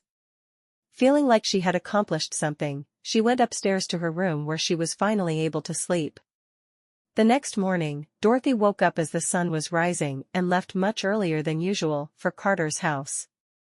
She slipped her letter through the mail slot and left without so much as knocking on the door. Carter rose promptly at 7 as he always did, scrambled a few eggs and bacon in a skillet, and took breakfast in his study, waiting for Dorothy to arrive for the day. It was incredible how much he looked forward to the moment she walked through the door. He couldn't believe that just a few months before, he had never met her. The easy way they spoke to one another, and the undeniable attraction he had for her, made it seem like she'd always been a presence in his life. Still, he knew he had to change. It was time to start acting much more professional. She was a good and wholesome girl, and he couldn't take advantage of the situation. She was his employee, and that was what she had to remain. He found himself wondering what she would be like in the city. She got along so well with everyone, he could see her thriving in a different setting, where she could meet more people and have even more friends than she did in her small town. But that was just a foolish dream. Dorothy would stay put in nowhere with her family. They clearly were all very attached to one another. He couldn't come between them.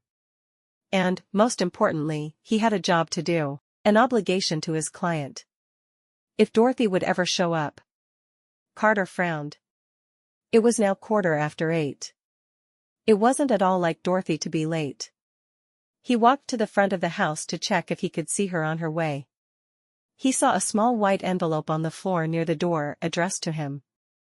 He picked it up and carried it into his study. He slid it with a letter opener and unfolded it, then began to read. Mr. Reeves, I regretfully need to give you my notice. I can no longer continue to work for you. You have provided me a wonderful learning opportunity, and I have enjoyed getting to know you, but I can no longer be your secretary. At the risk of sounding unprofessional, I have developed feelings for you, and I cannot keep these feelings separate from my work. It wouldn't be fair to you or to me. I am very sorry for any inconvenience I have caused you. Yours, Dorothy Sanders. Carter exhaled sharply as he read the last few sentences. He felt his heart racing. She couldn't leave him. He needed her. His case was set to go to the town judge in less than a week. She was the one who knew where all the files were and how everything fit together. And more than that, he had counted on her sweet and kind nature, how she always saw the best in everyone, including him. There was only one thing he could do, and that was to find her and convince her that she'd made a terrible mistake. It was nearly 8:30 when he set out from his house. He worried that he would lose most or all of the morning, but felt it was necessary for the case. He needed to focus on that first. When he arrived at the Sanders house, the main buggy he recognized from the evening before was gone, and there was no sign of Cletus, Edna Petunia, or any of the sisters. He cursed his luck. At every other point that summer, Dorothy's sisters had seemed to be everywhere he looked. Now that he needed to find her, they had all disappeared. He decided to try to find her at the mercantile. When he pulled up and hitched his horses to the post, he saw Ruby outside, 2 babies wrapped in thick blankets tucked into her arms. Good day, Mrs. Darcy. Hello. You must be Mr. Reeves. I've heard a lot about you from my sisters and parents. I'm afraid I have a rather delicate issue. At this, Ruby looked at him knowingly. Come on inside, Mr. Reeves. I'll fix you a cup of tea. Carter followed Ruby inside the mercantile, where he saw a few young boys playing. I don't want to be any trouble to you, Mrs. Darcy. It's no trouble at all. Tell me, what's on your mind? Ruby set the twin babies down into a double bassinet and busied herself fixing tea for Mr. Reeves. Do you take cream or sugar? No, I don't need either, thank you. Carter hesitated, unsure how much he wanted to reveal. The woman had a kind face, but she was also Dorothy's sister. He couldn't afford to make any more members of the Sanders family angry with him. The trouble is, your sister has put in her notice, she doesn't want to work for me anymore. I'd like to talk it through with her, but I don't know where I can find her. Did you try the house? Before Dorothy started her job with you, she was there almost every day, doing chores to help Edna Petunia and Cletus. Ruby brought the cup of tea over to Carter, and he waited for it to cool off. I did. No one was there. In that case, I know Dorothy does sometimes help out at the church. Our sister, Sarah Jane, is the wife of the pastor there. You might try there. Thank you. I'll give that a try. Carter sipped at the tea, still steaming from the kettle. You're welcome. I'm going to get to the back to work on some inventory. But Mr. Reeves? Ruby seemed hesitant. Yes, I'm not sure how much you know about my sister. But please understand that she's got a good heart, and she'd never hurt a fly. That sometimes means her feelings are pretty sensitive. Please be careful, whatever it is you're talking to her about. I understand. Thank you, Mrs. Darcy. Carter felt worse and worse. If Dorothy had left him in a tough position, it was only because of his confusing actions toward her. The trouble was, he didn't know how he felt about her. He found himself wanting to spend time with her, thinking about her soft lips and her gentle touch. Their kiss that night outside the Mercantile had been unlike anything he'd felt for a woman before. However, he also had a job to do. He had an obligation to his client. And if Dorothy wasn't going to help him, he was going to have to figure it out on his own. Dorothy was having a miserable day. Edna Petunia had seen how glum she was at breakfast and declared that they were all going to take a trip. The girls packed a picnic lunch full of bread, cheeses, and meats. Cletus prepared the wagon. Since Ruby, Opal, Evelyn, Penny, and Sarah Jane had married, they no longer lived at home. Gertrude and Alice worked outside of the house during the day. That left just Betsy, Hope, Minnie, Martha, Teresa, Hattie, and Katie in addition to Dorothy. It was still a large bunch for a wagon, so Cletus made 2 trips. Edna Petunia had told Dorothy she knew the perfect spot for a picnic. Dorothy was in the second group to ride to the picnic, and Cletus pulled up to a spot just outside nowhere. Her sisters were setting up the picnic blankets and unpacking their lunch. There were logs surrounding the remains of a campfire and a tree stump. When Cletus got out of the wagon and tied up the horses, he went straight to the tree stump and sat down on it as if it were the most natural thing in the world. Edna Petunia sat in his lap and they looked proudly at their girls. How did you know there was a campfire all the way out here, Cletus? Everyone seemed surprised at the pretty spot in the middle of the forest. Edna and Cletus shared a knowing smile. This here is a very special place for Edna and me. In fact, I believe this is where I got my first taste of her pep. Delicious cooking. Dorothy interjected. She knew that if Cletus and Edna kept spilling intimate details, all of the girls would quickly lose their appetites. Cletus sighed, but stopped his inappropriate talk as Dorothy passed around some plates, but she caught Edna Petunia whispering something in Cletus's ear that made the old man turn bright red. Dorothy didn't want to know. The family tucked into their lunch and enjoyed the scampering animals and blowing leaves of the forest. Everything was quiet and peaceful, and for the most part, Dorothy forgot all about Carter Reeves. Until... Dorothy, why aren't you at work with Mr. Reeves? Teresa asked bluntly.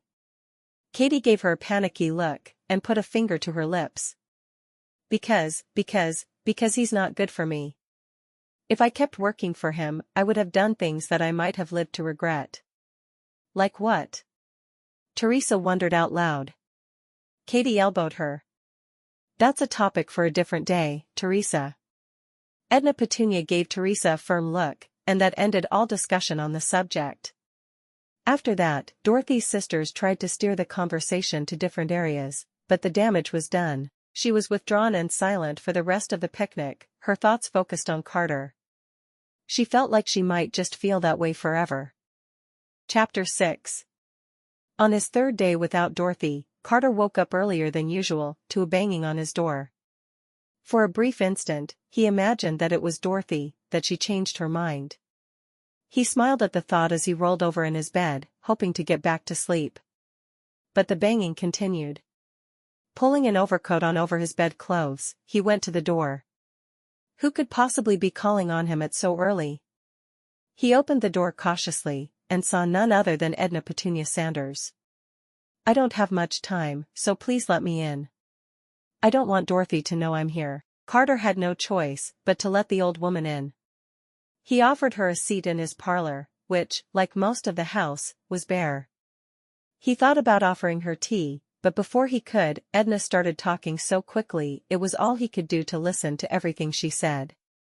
Our Dorothy's in a state over you, Mr. Reeves. I don't know exactly what you said to her, but now that she's no longer working for you, she's just devastated. I've never seen the girl like that in all the years she's lived with us. I'm sorry. Carter felt like ever since he had met the Sanders family, all he did was apologize. Well? Edna Petunia glared at Carter expectantly. Well, what? What are you going to do about it? Carter was exhausted. All he kept thinking was his current situation would never occur in the city. People had manners and decorum. Old women wouldn't come barging into his house at the crack of dawn to harass him about their adopted daughters. It was a more dignified life. However, he also couldn't deny the fact that he'd never felt half as much for any of the women he'd met in Austin as he felt for Dorothy Sanders. There was something about her that was so special and right for him, which made his present situation even more upsetting. I don't know. Well, you'd better figure it out, and fast. With that, Edna Petunia stood and huffed out of the room. Carter shook his head, weary and confused. He was not used to people expressing their opinions so freely. It was exhausting. He boiled water on the stove to make coffee, deciding to get an early start to his day. He had very little time before he had to present a compelling argument to the judge. 2 hours and an entire pot of coffee later, Carter was at his wit's end. He couldn't find anything without Dorothy. She knew all the right places to look and could direct him to anything he was looking for. Carter heard louder banging on the door. He swung the door open angrily and steadied himself for Edna Petunia's wrath. To his surprise, it was a man wearing a cowboy hat and a plaid shirt. Mr. Robert Parrish, pleased to make your acquaintance officially, Mr. Reeves. Mr. Parrish. Come in, come in. Carter had never met his client in person before. Their correspondence had been through letters. Mr. Parrish's cousin lived in Austin and had heard that Carter was one of the best young lawyers in the entire state, plus he charged a fair rate for his services. Mr. Parrish had hired him sight unseen. Carter ushered him into his parlor. To what do I owe the pleasure of your company? I'll get right to the point. I'm nervous about the case. I've never been to court before, and I want to make sure it goes my way. That's common, Mr. Parrish. Please, call me Robert. Yes, Robert. Try not to worry too much. You'll just need to state your name, promise to tell the truth, and answer a few very basic questions. Okay, that doesn't sound too bad. Can you show me what you've got so far? Carter was startled. Normally, showing a client all of his files a few days before court would be no problem. But in this case, he was floundering. He barely could find what he needed for his opening remarks, let alone the entire case file that would go before the judge. I'm afraid you've caught me on a busy day, Robert. Can you come back tomorrow, around 2 o'clock? Carter thought that would give him enough time to prepare the case files. Robert looked worried, but nodded. I don't like the idea of waiting another day, but I guess I trust you. I'll be back tomorrow. Carter walked Robert out and watched the man ride off into the distance. He certainly had his work cut out for him. He searched through the journals of notes Dorothy had taken from his dictations, but it was useless. He was much slower without Dorothy's patient assistance. Finally, he threw the book he was reviewing to the ground. Enough was enough. Carter saddled his horse and rode to the Sanders house. He knocked at the door, and Minnie answered it. Her eyes widened when she saw who it was. Hello, Mr. Reeves, she said shyly. Hello, Minnie. Is Dorothy here? Minnie looked concerned. Yes, but I don't know if. Edna Petunia heard the conversation and came rushing to the front of the house. Oh, yes, she's here. Dorothy. Edna screamed up the stairs. Dorothy wondered what all the commotion was about. She walked downstairs carefully, not knowing what she was about to walk into. When she saw Carter standing in the entryway, her heart leapt into her throat. What are you doing here?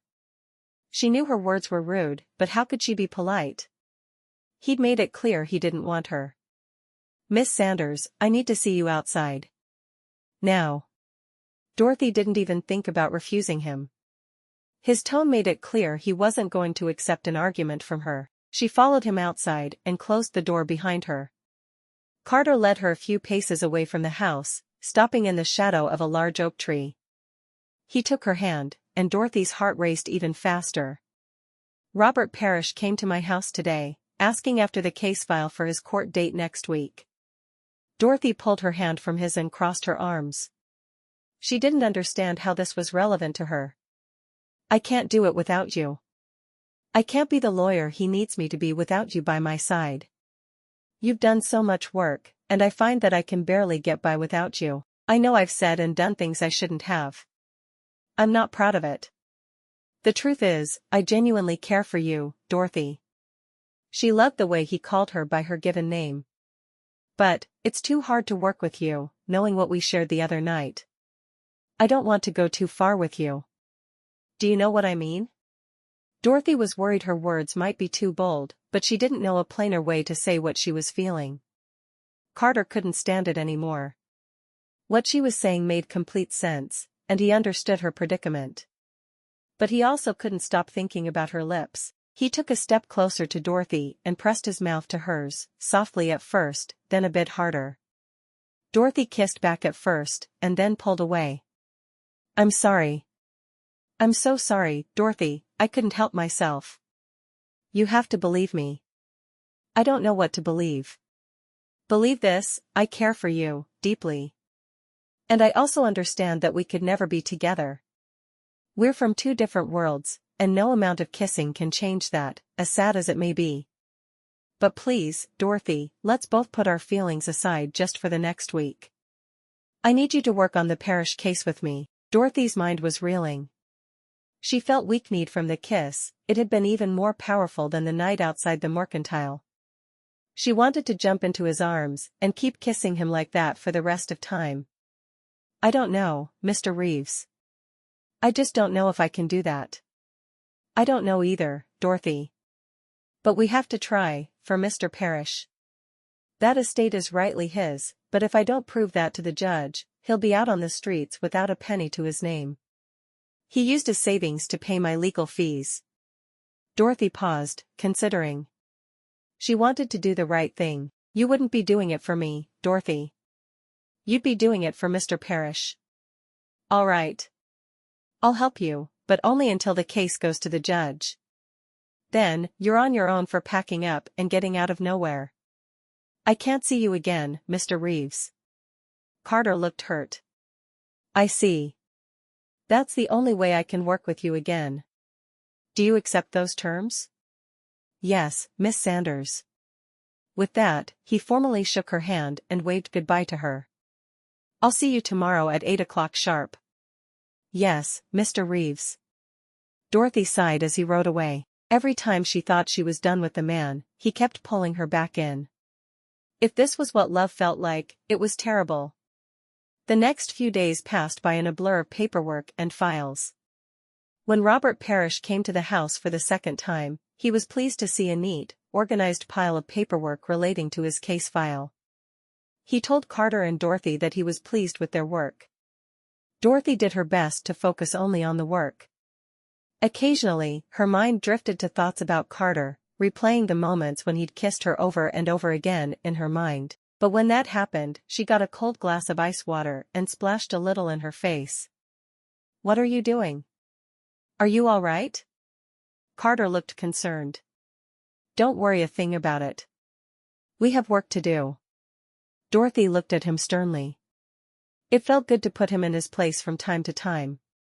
She had no way of knowing, but she was pretty sure he was having trouble keeping their relationship strictly professional, too. Every time he leaned over her shoulder to grab a book, or their fingertips brushed as she passed him a journal, or he helped her up into the wagon, she felt a tingle run through her entire body.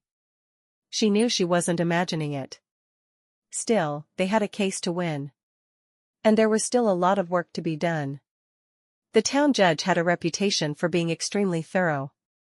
It was Carter's job to prove not only that Mr. Drake had known about his son, but also to provide a record of all of his assets. Dorothy had painstakingly gone through all the papers at Drake's home and logged them all in a journal. By the end of the week, Carter was feeling great about his chances with the town judge, yet despondent when he thought about Dorothy.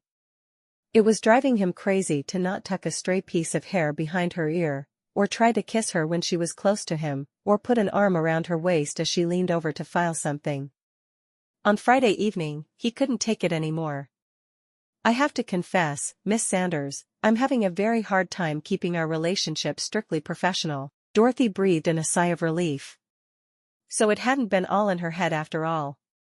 But she knew that she couldn't allow either of them to give in to their feelings. "Mr. Reeves, we have a job to do. It's your duty as an attorney. Good day."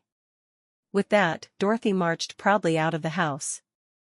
As soon as the door closed behind her, she leaned against it and slumped down to the ground. Walking away from Carter had taken every last bit of energy she had. She needed a break before she began the long walk home. Carter was trembling inside the house. Dorothy was all he could think about. He could barely eat or sleep without a thought or dream of Dorothy taking over his mind. He admired her conviction, but he wished she didn't have so much of it. Chapter 7. Over the weekend, Dorothy tried to forget all about Carter Reeves. She went to Ruby's house and played with the twins, then helped Ruby prepare supper for the entire family. "Penny for your thoughts, but I think I know what's on your mind." Ruby teased Dorothy as she peeled potatoes for a stew. "And what's that?" "Mr. Carter Reeves." "Oh, I don't know about that. He's my boss, and that's it." "Dorothy, you can tell me anything. You know that, right?" Dorothy stopped peeling for a moment. "I'm trying not to think about him." "Because he's all you can think about, does that sound right?" "Well, yes." Dorothy was near tears now. "It'll be all right. Come on, now." "What's wrong?" "It's just, well, I always thought I'd never find a man like you, or Opal, or Sarah Jane, or Evelyn, or Penny. And then I met Mr. Reeves. I feel like anything is possible with him. That maybe I could actually end up with someone. That maybe he was the one." Ruby nodded encouragingly at her younger sister. "But he's definitely going back to Austin after the case is over. He hates nowhere, says it's no place for a man like him, so I'll probably never see him again." Dorothy was crying now, and Ruby found a handkerchief for her. "If I never see him again, I don't know what I'll do." Ruby wrapped her arms around Dorothy, rubbing her shoulders up and down, to soothe her. "Oh, Dorothy, I'm so sorry. You know, when I met Louis, I felt a lot of the things you are feeling now." "You did?" "Absolutely. It wasn't exactly the same, not by any stretch, but the fact of it was, I didn't know if things were going to work out. For a while, it seemed like they wouldn't." "Really? I didn't know that." Dorothy dried her eyes with a handkerchief. "Sure. I was all mixed up, feeling sad and confused. But then Louis and I talked about it. And I realized he was the only one for me, so nothing else was going to get in the way of that." "Does that make sense?" "But Ruby, if Carter is the only one for me, what does that mean? That I'm doomed to be alone forever?" No, not at all. I don't know what it means just yet. But that's part of the fun, not knowing how things will work out. I'm saying you never know, sometimes people surprise you." Dorothy appreciated that her sister was trying to cheer her up, but at the moment, she could see no way that her situation would improve with time. She placed all the peeled potatoes into the pot and stared down at the boiling water. "Thanks, Ruby. I sure hope things will work out for me, too." Ruby smiled at the younger girl. Now that she had a family, it was hard to remember what it was like to be single. Her heart went out to Dorothy. She was sure it wasn't easy. Dorothy and Carter figured out that the best way to work together without crossing any boundaries was to stay quiet, avoid all unnecessary chit-chat, and communicate mostly through written lists or questions. The days were long and dull, but they avoided touching, kissing, and any other sort of flirtation. Dorothy couldn't wait for the week to be over so that she'd be out of Carter's house for good. Carter was starting to regret that his days in nowhere were numbered. He was excited, of course, to get back to his home in Austin, but he also felt that his time in the country had passed too quickly. He was sad that he hadn't been able to go with Dorothy to all her favorite spots in the town. But he knew they were making the right decision, focusing only on business and not pursuing a romantic relationship. The truth was, there were many women in town that weren't as pure and good as Dorothy was, but were interested and available. It had never been hard for Carter to get a date, and that wouldn't change once he returned to Austin, but when he tried to picture going out on a date again, the face he kept coming back to was Dorothy's. As the court date approached, Carter began to worry about all the possible ways the judge could side against Mr. Parrish. He felt that they'd prepared well, but the judge was supposed to be a stickler. One document with an incorrect date or missing character could ruin their entire case. He made Dorothy stay late, going over each and every file again and again. Robert Parrish even came back, and Carter practiced giving his prepared remarks. When he was done, both Robert and Dorothy applauded. Dorothy felt there was no way the judge could side against Mr. Parrish. Then again, she didn't know much about the law, and this was her first court case. The night before they were scheduled to see the judge, Dorothy went to see Penny. Penny loved to sew clothing and often wore the latest styles. Dorothy asked her sister if she had anything that might look nice in court. Could this possibly have anything to do with Mr. Reeves? Dorothy laughed. No. I want to look nice before the judge. It's my first impression as a professional woman. Penny nodded. I see. Let me think. Yes, I believe I have just the thing. Penny disappeared into one of the rooms in her house and emerged with a blouse and skirt. The top was plain but classic, with simple buttons up the front. The skirt was dark, with a little flounce to it, but was still long enough to be appropriate for a formal occasion such as court. Dorothy tried on the garments quickly. It's perfect, Penny, thank you. I owe you. You can pay me back in cooking for these boys. I can't keep food in the cupboards. It just disappears. Penny exclaimed, and now that I'm expecting, I'm so tired all the time. Yes. I'll be done working for Mr. Reeves after tomorrow. I can spend time here, helping you around the house and the cabins. That would be wonderful, Dorothy. You're so sweet to think of me during all this. Now get on out of here, you've got a case to win. Dorothy tried to imagine what the judge would be like. She wasn't sure if he'd be old like Cletus, or young like Carter. She wondered if he'd listen to Carter, if he'd carefully consider each and every document that they'd gone over together. She also didn't know what the other attorney would be like. It was strange to think of someone else doing all the hard work that she and Carter had done, but for the opposing side. There was something else bothering Dorothy, but she tried not to think about it too much. The next day would be the last time she ever saw Carter Reeves. She knew they could never be together, but that wouldn't make it any easier to say goodbye. She was thankful for her large family, because they would surely be able to distract her from her troubles. Dorothy woke bright and early on the morning of Mr. Parrish's court date. She had hardly been able to sleep the night before. She prayed that the judge would find the verdict in Mr. Parrish's favor. Dorothy washed her face and put on the clothes Penny had lent her. She set off for Carter's house and tried to think about the case only, not dwell on any improper thoughts about her boss. When she knocked on Carter's door, she waited a long time before he answered. When he let her in, she saw that the floor was covered in papers and boxes. Carter looked sheepish. I wanted to get a head start on my packing. Dorothy nodded, trying not to show emotion. That's good. Do you know how long we'll be at court? It shouldn't take longer than a few hours, but it all depends on the judge. We'll see. Carter looked nervous, which made Dorothy feel even more unsettled. He stared at her for a long time without saying a word. Finally, she had to break the silence. We should be going, then. They had promised to pick up Mr. Parrish and take him to Nowhere's town hall, where the judge would preside over the case. They still had plenty of time, but Dorothy felt anxious. Dorothy turned to leave the house, but Carter grabbed her hand and spun her back around. He removed a small box from his pocket and got down on one knee.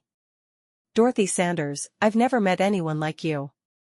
You're kind to everyone, and you see the good in all people.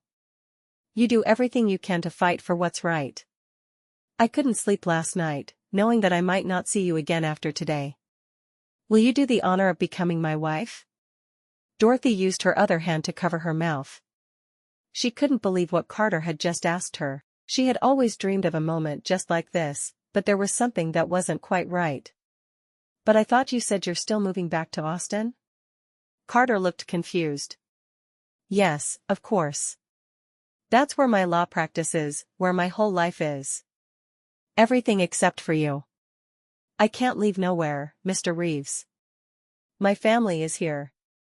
Dorothy, call me Carter, please. I think you'll love it in the city.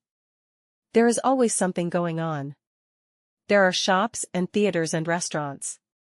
There are so many places I want to show you. I'm so sorry, Carter. Edna, Petunia and Cletus have shown me what it means to have a family. And this is where my sisters have chosen to make their homes and start their families. If I lived in Austin, I'd never see them. I wouldn't be around as my nieces and nephews grow up.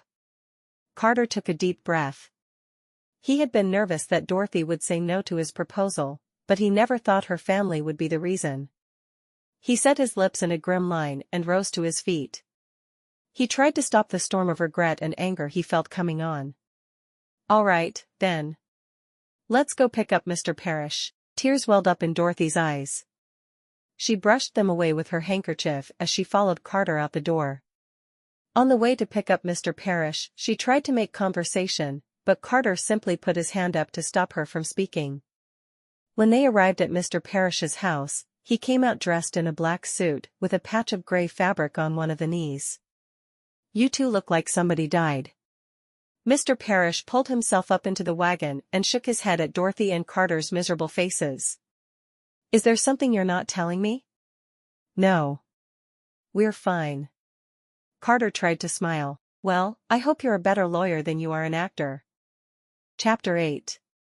Carter pulled up to Nowhere's town hall, just before 8 o'clock. The case was scheduled for 8:30 in the morning and was the judge's first of the day. There were a few people wandering around outside of town hall, and a woman juggling a stack of ledgers opened the door for them. Carter led the way through a narrow hallway into a large room. It reminded Dorothy of church, because there were many benches set up all facing the front of the room. There was a place for the judge to sit, and a few desks next to it looking out at the rest of the room. In between those areas were 2 desks.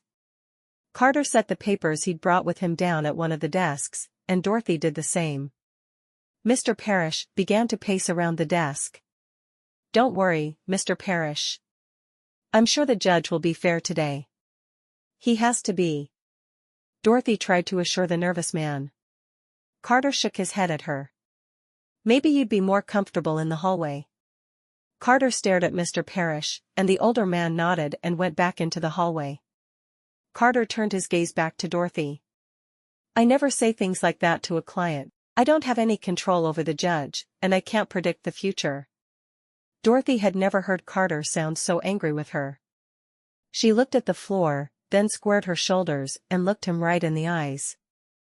I'm sorry, Mr. Reeves. I won't make the same mistake again. Carter nodded dismissively, but Dorothy detected a small expression of approval.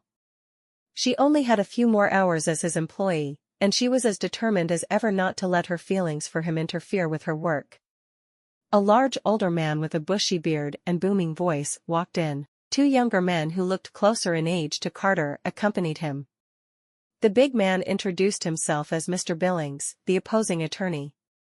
Mr. Drake's relative was with them. He looked like he was having a hard time standing upright, so one of Mr. Billings's assistants helped him to a seat in the gallery. Soon, a small man wearing glasses and a long black robe entered the hall. He took the judge's seat and banged a gavel on his table, which was higher than everyone else's. I am the Honorable Justice Harold Evans, and I will preside over today's dispute. He had a soft voice, and Dorothy strained to hear him. It was hard to imagine him voicing an opinion on anything. She had no doubt that if Cletus were elected town judge, he'd rule over a much more colorful and decisive courtroom. Dorothy crossed and uncrossed her legs below the desk as Justice Evans reviewed the papers Carter and Mr. Billings placed before him. You may proceed. The judge nodded, and Carter stood up and took his place at the front of the room. Dorothy looked away, focusing on the judge. Your Honor, my client, Robert Parrish, is the rightful heir and owner of the Drake land in Nowhere. The boundaries are clearly designated on the map I've provided. We will show today, beyond a shadow of a doubt, that the late Mr. John Drake did in fact have a son, Robert Parrish, and that Mr. Parrish should inherit the land as the closest blood relative of the deceased. Carter sat back down at the desk and Mr. Billings began his opening statement. I will prove here today, in this court of law, that the plaintiff, Robert Parrish, is a liar. His claim to the land in question is no more than yours or mine. Although Dorothy hadn't been to any courtrooms before, it sounded like Mr. Billings was simply raising his voice, and not saying much of anything. After the opening arguments, Justice Evans asked to see the logbooks over the period of years surrounding Robert's birth. Carter turned to Dorothy, and she felt her face flush. She knew by heart which book contained those dates, and retrieved it quickly. She walked to the front of the room and handed it to the judge. Carter tore his eyes away from Dorothy and focused on the papers in front of him. He had to put his personal feelings aside, at least for a few more hours. Carter wiped sweat from his brow with a handkerchief and waited for Judge Evans to say something. But the man simply continued to read through the logbooks.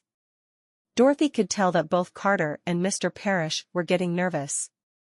She flashed Mr. Parrish her brightest and biggest smile, hoping to set him at ease.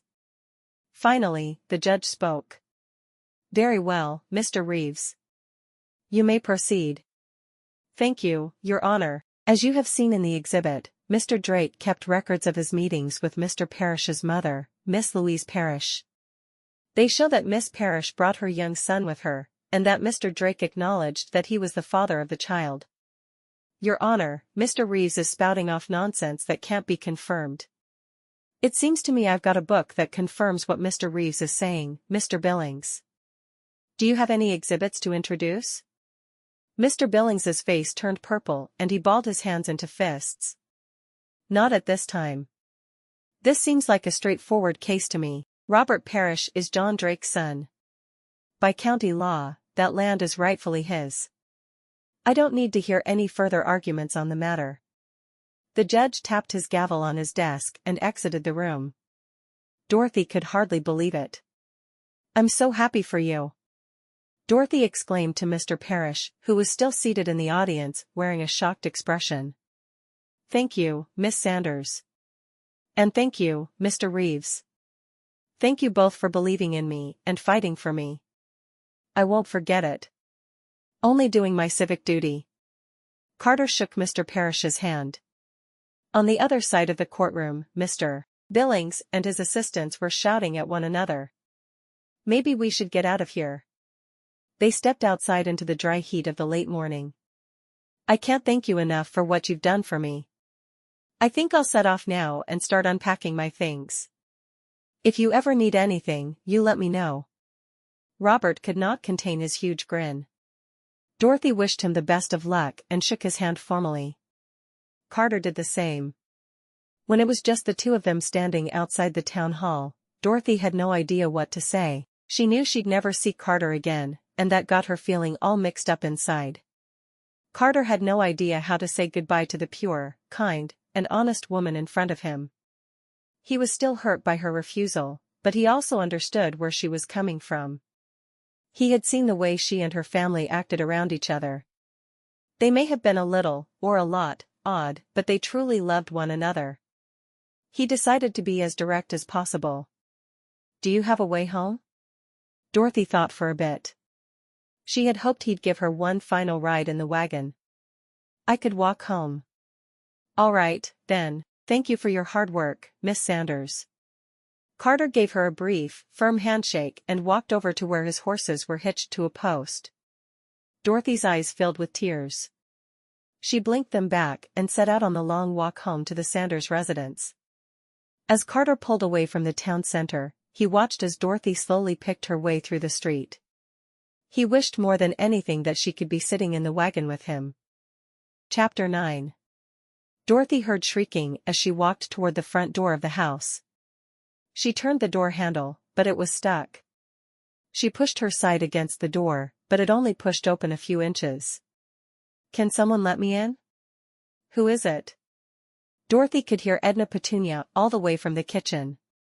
She also heard pots and pans clanging and chairs being dragged across the floor. It's me. It's Dorothy. Dorothy was getting impatient. What on earth are they doing? Come round the back. Katie let Dorothy in through the small door at the side of the house, giggling nonstop. Despite her foul mood, Dorothy found the corners of her mouth forming a smile. When she stepped into the house, she saw piles of clothes, books, pots, and dishes piled high on the floor. The kitchen was no better. Bowls and pans were scattered across the room, and Edna, Hattie, Hope, and Minnie were rushing around to various parts of the room. What is all this? Don't you remember? The big church picnic is tomorrow, and Micah asked me to cook. Edna Petunia shouted to Dorothy from across the room. Don't just stand there, give us a hand. Katie found Dorothy an apron and helped tie it around her waist. A few of us are going to take some food over tonight to set up. You should come. Dorothy was glad to see the other girls so excited, but she was also exhausted. I don't know about that. I might go to sleep early tonight. It's been a long day. Edna Petunia clucked her tongue. Nonsense. Nothing better to mend a broken heart than busy hands. She handed Dorothy a spatula and a bowl of batter. Just keep stirring. What is it? Dorothy peered at the pale, sticky dough. Don't you worry about that, just keep stirring. Dorothy shrugged and began to drag the spatula through the dough. Edna Petunia went over to the stove and pulled a large pan of chicken out of the oven. She pulled a peppermint stick out of her cleavage and set it into the pan. What on earth are you doing? Dorothy looked at her with a strange expression on her face. Adding flavoring, of course. A little bubby sweat is good for the constitution. Dorothy shook her head. That smells heavenly. Minnie exclaimed. Dorothy had to admit it did smell delicious. Don't even think about it, girls. Edna Petunia shot them all warning glances. The girls knew better than to disobey Edna Petunia. So, is Mr. Reeves finally gone? Yes. He really is. Dorothy felt a wave of tears coming on. She set the bowl of dough down on the table and pulled out her handkerchief. Edna Petunia set down the pan of chicken and rushed over to her. There, it will be all right. Edna Petunia was trying her hardest, but Dorothy knew the older woman couldn't possibly understand what she was going through. Edna Petunia had found the love of her life and made a home with him. Dorothy would never have that. You just remember, that city lawyer hides behind his fancy suits and big words, because that's all he has. Edna Petunia sang a different tune now that she wasn't throwing herself at the man. You, on the other hand, have everything going for you. That's not true. I don't have a job, I don't have any friends outside of this house, and I don't have anyone who excites me. Edna Petunia arched an eyebrow. I didn't think we'd have this talk until you were getting married. Now, when a man, Dorothy held her hand up. No, please stop. It's not that. Dorothy couldn't handle any lectures on intimacy by Edna Petunia. I just meant, I've never met a man like Mr. Reeves before. I don't think I ever will again. Just then, they heard a loud crack of thunder overhead, followed by a swift downpour. That sound is exactly how I feel, Dorothy thought. The day had started off clear and bright, so the lightning, thunder, and rain took Carter by surprise. He had stopped back at the house, packed up his remaining belongings, and loaded them into the wagon after his court appearance. Then he'd returned the keys to the old widow he was renting from. She had asked him in for a cup of tea, and feeling trapped, he had accepted. He was currently cursing his rotten luck, leaving town in the middle of a flash thunderstorm. The skies looked as if they'd ease up soon, but if they didn't, he would need to think of another plan. At the first flashes of lightning, the horses got skittish. Carter tried to calm and slow them down, but they were on edge. He tried to identify his location, but the truth was, almost all of nowhere looked exactly the same. He could have been on the edges of Main Street or on the far outskirts or halfway to Austin, and he wouldn't know the difference. Yet another thing he hated about the country. There was something else. A new feeling, a different longing that hadn't been there when he had first arrived.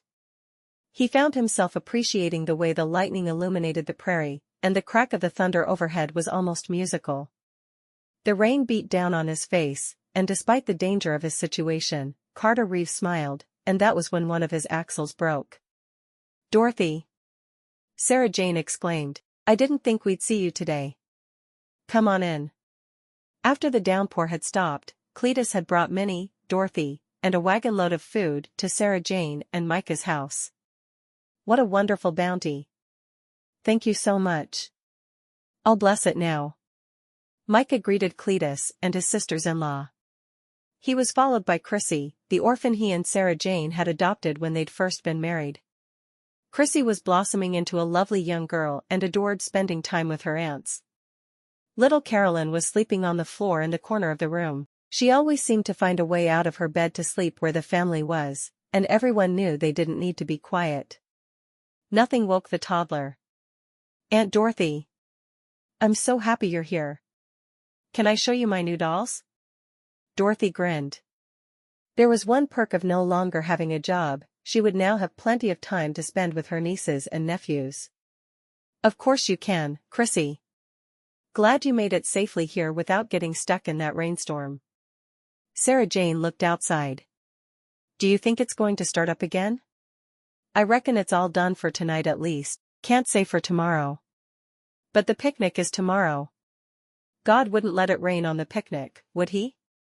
Chrissy looked horrified. Sometimes, God works in mysterious ways.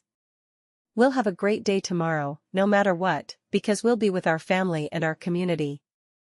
Micah was calm and reassuring. Dorothy knew he was an excellent father. Her thoughts drifted to Carter, and how his logic and reserved nature would probably make him a good father, too. She felt a pang in her heart. I need to stop thinking about him. He's gone, and he's not coming back. Come on, Chrissy, let's see those dolls. Carter trudged through the mud. Although the thunderstorm had been brief, the downpour of rain had soaked much of the land. His shiny black shoes were covered in layers of dirt, and his feet felt shriveled inside his wet socks. He had been walking for what felt like hours. He didn't have a replacement axle for the wagon, so he left the horses near a small stream and set out on foot for town. He had been pretty sure he was going in the right direction, but now he wasn't so sure. When he came to a clearing with a small tree stump for the third time, he decided he needed to try a different direction. At this rate, he'd get to town sometime the following day. Carter licked his lips, cracked and thirsty. He couldn't wait to return to the city. He was not meant for country life. Once the food had been packed away and Chrissy had shown Dorothy her dolls, Cletus told Minnie and Dorothy it was time to head out. He had no doubt that Edna Petunia would have more work for them to do that evening, and it was getting late. Good night, Chrissy. Good night, Aunt Dorothy and Aunt Minnie. Good night, Grandpa Cletus. Chrissy waved excitedly at them. Take care getting H. Sarah Jane broke off at the faint knock at the door, then wrinkled her brow. Who could that be at this hour? It's no one from our house. Cletus frowned. I've got the wagon. Dorothy was nearest to the door, so she answered it. Her heart began beating in a frenzy unlike anything she had ever experienced before when she saw the filthy, soaking wet man on the porch and realized it was Carter Reeves. Dorothy gasped. What are you doing here? Water, was all Carter could manage. Sarah Jane ran to get a blanket, and Micah brought over a glass of water. Dorothy helped Sarah Jane wrap him up in the blanket and guide him into a chair. Carter sipped the water, his teeth chattering from the cold. What happened to you, son? Cletus wasn't interested in the coddling that was taking place in front of him. He simply wanted to know why Carter hadn't left nowhere as he had intended, in other words, why he was continuing to play around with his daughter's heart. I was on my way back to Austin, and I broke an axle on my wagon. I couldn't fix it, and I didn't know where I was. So I left my horses, and started walking toward what I thought was town. Boy, you have no sense of direction, do you? Cletus hooped. Dorothy and Sarah Jane both glared at him. As much as his daughters loved him, they cringed at his insensitivity. We should get you into some warm clothes. I can get you some of Micah's. Sarah Jane went into the bedroom. You shouldn't leave your horses out there overnight, it could storm again. I can go round them up. Any idea how far they'll be? Cletus moved toward the window to take a closer look. Carter thought very carefully. I don't know exactly, but there was one spot I kept passing by. It was very level, and had a small tree stump. Actually, it looked like it had been used as a campsite. That must have been close. Cletus laughed. I know exactly where you're talking about. I'll head there now. Do you want some help? Micah always felt inferior around his father-in-law. Cletus seemed capable of almost any task, big or small. Micah was proud of his work as a man of God, but sometimes he wished he could show his father-in-law that he was handy, too. I don't need it, but I don't mind it, either. Come along. Sarah Jane came out of the bedroom holding a pair of black pants and a white, long-sleeved shirt. Here you go, Mr. Reeves. Thank you. Sarah Jane, Cletus and I are headed out to get Mr. Reeves's horses. We'll be back. Micah kissed his wife and Chrissy goodbye. Chrissy, you'll be in bed by the time I get back. I'll see you tomorrow morning. I love you. I love you too, Daddy. Oh my goodness, I nearly forgot it was bedtime. Sarah Jane looked flustered. Let's get you to bed, Chrissy. Mr. Reeves, you can use our parlor to change into these clothes. After I tuck Chrissy in, I'll hang up your wet clothes so they can dry. Thank you very much. When Sarah Jane left the room, Carter moved closer to Dorothy. When you opened that door, you have no idea how glad I was to see you. I felt the same way. I thought I'd never see you again. Dorothy, I can't go back to Austin without you. Is there any chance you'll reconsider my offer? Dorothy hesitated. She wanted so badly to say yes to his proposal. She had strong feelings for him that she couldn't deny, and she couldn't bear the thought of having to say goodbye to him yet again. At the same time, she couldn't just abandon the only family that she'd ever truly known. She spoke softly when she answered him. I don't think that could ever work. I could visit the city, but I couldn't live so far away from my family. I'm sorry. Carter nodded his head. I understand. Do those clothes fit all right? I need to read Chrissy another story, and then I'll be in. Sarah Jane was still in Chrissy's room, but could hear Dorothy and Carter having a conversation. Yes, just fine, thank you. Carter called across the wall to Sarah Jane, then turned his attention back to Dorothy. I understand what I have to do. He cleared his throat. I can't believe what I'm about to say. I plan to move to nowhere and establish my practice here. I'll assist Cletus where I can, and help out all the small business owners in the area, and the most important thing, I'm going to be the best husband you could ever ask for. Will you please be my wife? I hope you say yes, because I can't go through this again. Dorothy threw her arms around Carter, not minding that he was still soaking wet from the rain. Yes, yes I will. Chills of happiness coursed throughout her entire body. She felt like dancing and cheering. Carter put his hands around her waist, partly wrapping her up in his blanket, and kissed her straight on the lips. What's going on in here? Sarah Jane walked in and Dorothy jumped away from Carter. Sarah Jane had always had the highest integrity, even before she married a pastor. The downside of that was that she could be judgmental at times. She'd relaxed considerably over the past few years, but Dorothy was worried that she'd be offended by what she saw. We have an announcement to make. Dorothy saw Carter smile fully for one of the first times since she'd met him. She now knew that he had a polite smile and a beautiful, big grin that he saved for truly special moments. We're getting married. What? Oh, my goodness. Well, congratulations. When did all this come about? Sarah Jane began to hug Dorothy. She started to hug Carter, but then stopped. Oh, you still need to change into your dry clothes. Do that first. She hurried over and scooped up her sleeping toddler from the floor. I'm going to put this one back to bed. Dorothy followed behind Sarah Jane, at ease with the bedtime ritual. Edna Petunia is going to be so thrilled. She'll finally get to plan a wedding. Oh, I'm so happy for you, Dorothy. It's a bit of a shock, I'm still in disbelief. But I'm so happy. This is wonderful news. We can celebrate tomorrow at the church picnic. Carter came out of the bedroom, dressed in Micah's pants and shirt. The pants were a little loose, but the shirt fit him well. "Thank you again for these warm clothes. I already feel much better. Whatever I can do for my future brother-in-law." At that moment, Cletus and Micah returned. "What's this about a brother-in-law?" Cletus eyed Carter suspiciously. "Dorothy and I are engaged." "Oh, you're going to take her from us to the big city?" Cletus tried not to sound too upset, but it hurt him more than he'd like to admit. "No, that's the best part. Carter's going to move here, and we're going to live in nowhere together." "Well, then, I'm very happy for you, sweetheart. You're a good man, Mr. Reeves." Cletus gave Carter a hearty handshake and a pat on the back. "I guess you're not so bad, after all." "Cletus," Sarah Jane hissed. She and Dorothy exchanged a look. He really could be unbelievable sometimes. "We got the horses and tied them up outside. They were drinking plenty of water. They're doing fine now, but you might want to stay here for the evening." "Would that be all right? I don't want to inconvenience you." "Not at all. You're going to be family soon enough." Micah gave his future brother-in-law a handshake as well. "Well, Minnie and Dorothy, we should head back home. I think we've all had enough excitement for one evening."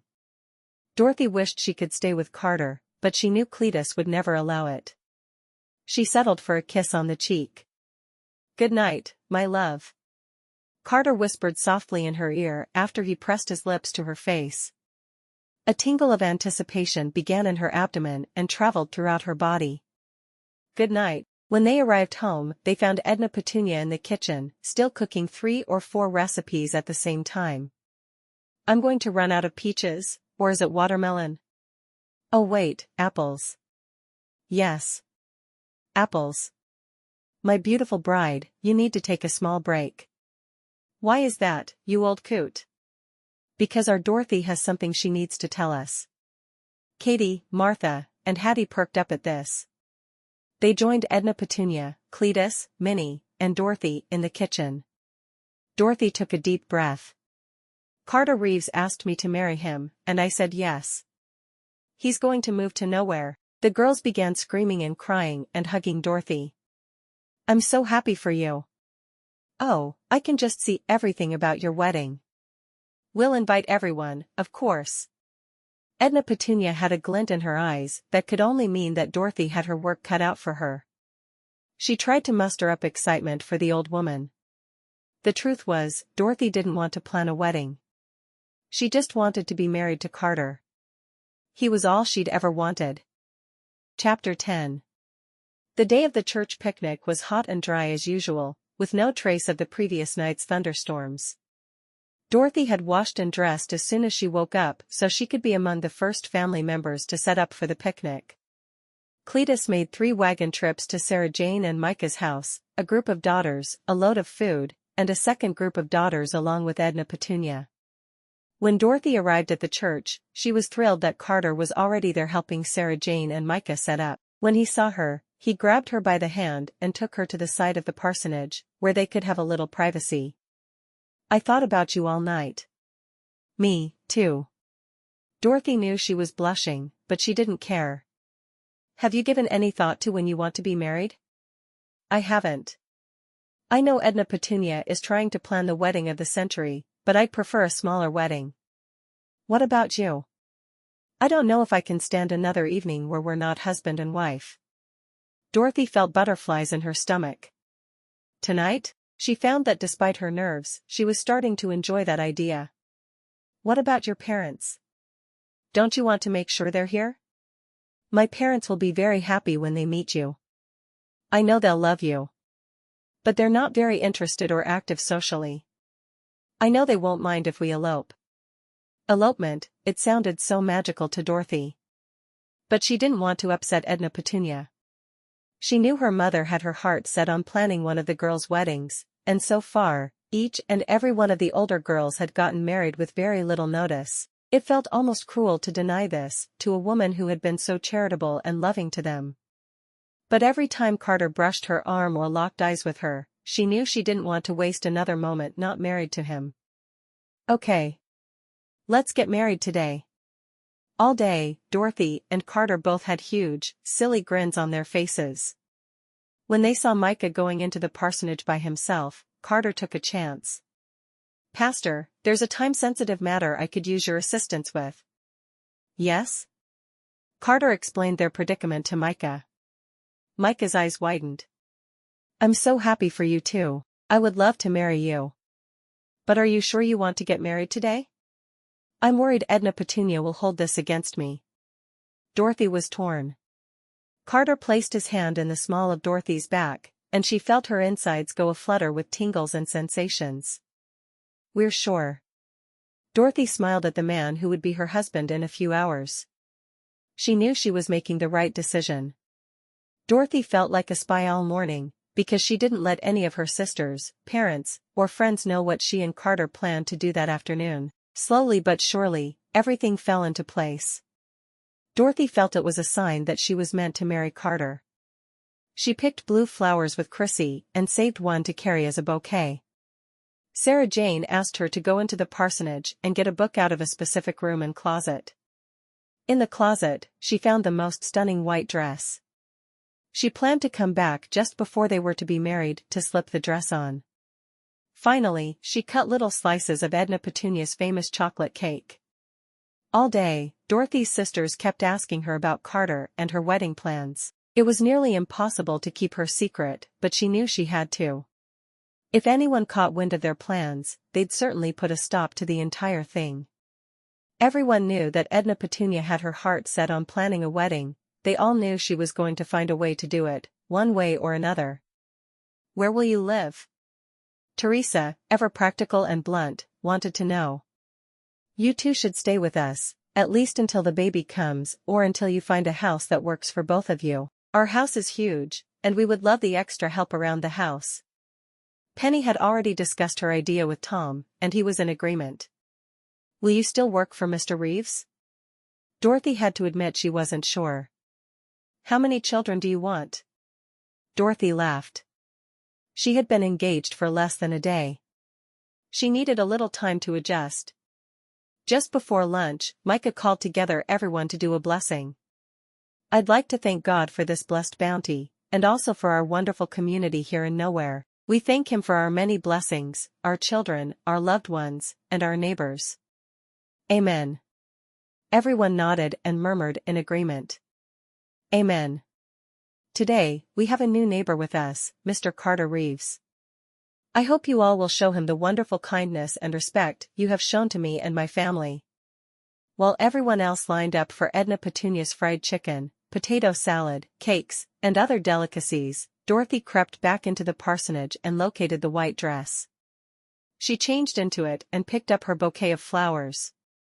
She slipped outside and tried to stay out of eyesight. Carter saw Dorothy's white dress and felt a jolt course through his veins. He'd never had the type of physical reaction he had to Dorothy with another woman. He walked up to her, took her hand in his, and whispered in her ear. "You look incredible." Dorothy could barely think or talk. All she could think about was the way Carter was touching her, and all the other things that would be possible once they were married. "Thank you." Micah announced that he wanted anyone related to the Sanders family to meet him by the side of the parsonage, away from the crowds of people who were getting their lunch or eating. Soon, Dorothy's sisters, brothers-in-law, and children were forming a curious crowd around the pastor. Edna Petunia and Cletus were the last to make their way over. "I wasn't done eating cake," Robert complained. "What's all this about, anyway?" Edna Petunia demanded of Micah. Micah took a deep breath. "We are gathered here to witness a very happy occasion. Carter Reeves and Dorothy Sanders wish to be married today in your presence." The family's chattering and grumbling stopped immediately. "They wish what?" Edna Petunia screeched in Cletus's ear. He rubbed it for a moment, then continued to listen to Micah. "On this day, before God and man, we will join these two in holy matrimony. Carter Reeves, do you take Dorothy Sanders to be your lawfully wedded wife?" Carter stared into Dorothy's eyes. "I do." "Dorothy Sanders, do you take Carter Reeves to be your lawfully wedded husband?" Dorothy saw that Carter's eyes were shining. I do. I now pronounce you man and wife. You may kiss the bride. No. With a huge cry, Edna Petunia leapt to the front of the crowd and stood next to Dorothy. Micah froze. He was unsure what to do next. I just needed a little more time. Edna Petunia looked longingly at Dorothy's hair. Dorothy took her adoptive mother's hand and squeezed it tightly. Cletus strode next to his wife and put a gentle hand on her shoulder. He guided her away. There, there. I'm sure you'll get to plan a wedding soon, dear. Micah cleared his throat. You may now kiss the bride. Carter put one hand on Dorothy's back and another around her shoulders, pressing his lips into hers over and over again. Dorothy kissed back, amazed that she was now Mrs. Carter Reeves. You may now go forth as husband and wife. May God bless you. The extended Sanders family began to cheer loudly.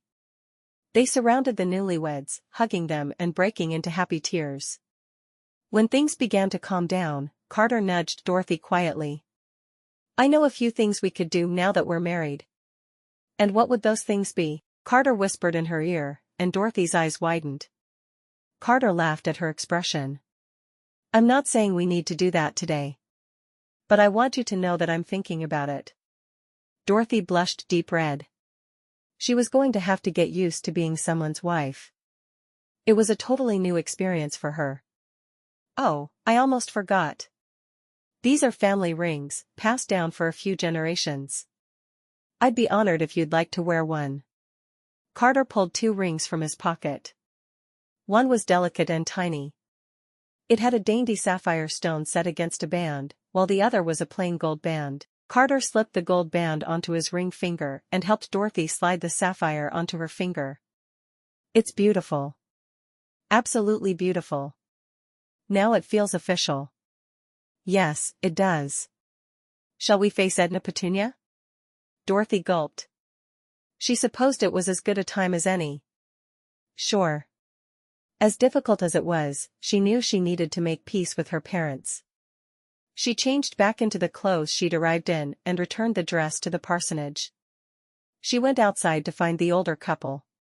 Edna Petunia, Cletus, can you come with me for a moment? Cletus looked expectantly at Edna Petunia. Will you promise to behave yourself?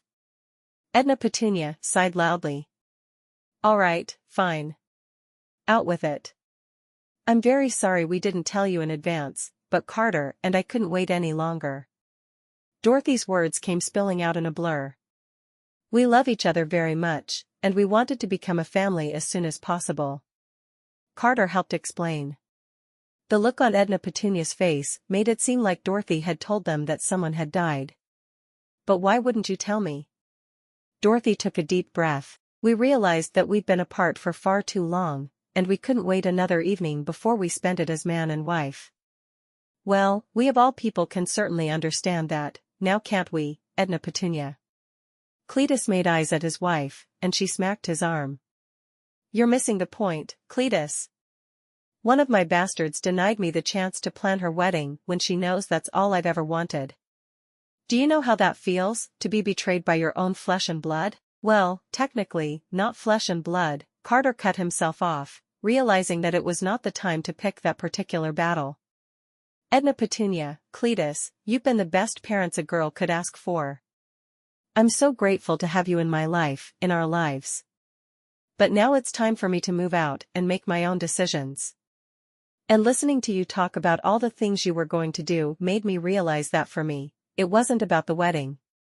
It was just Carter. And now that I have him, he's all that I need. Edna Petunia frowned and gave Dorothy a big bear hug.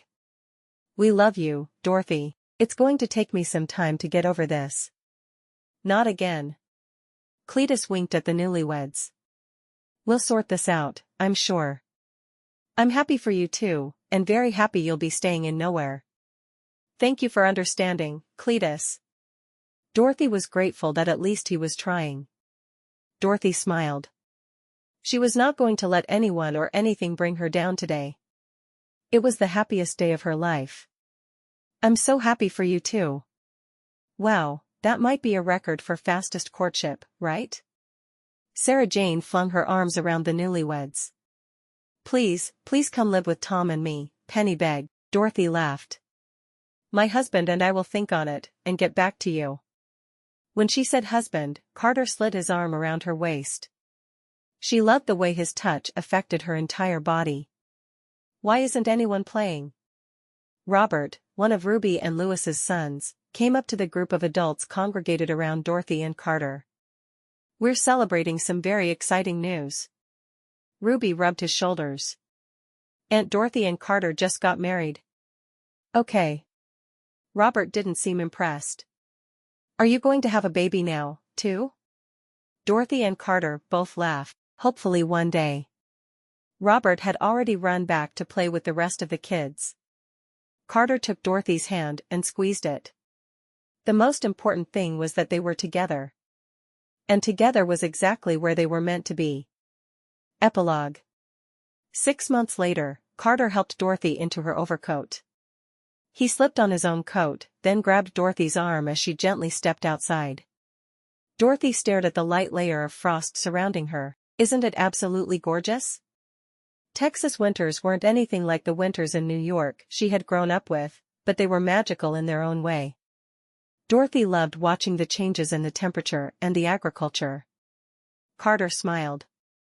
He never tired of seeing how nature could provide so much delight for his wife. He didn't always see things the same way she did, but he loved the way she viewed the world.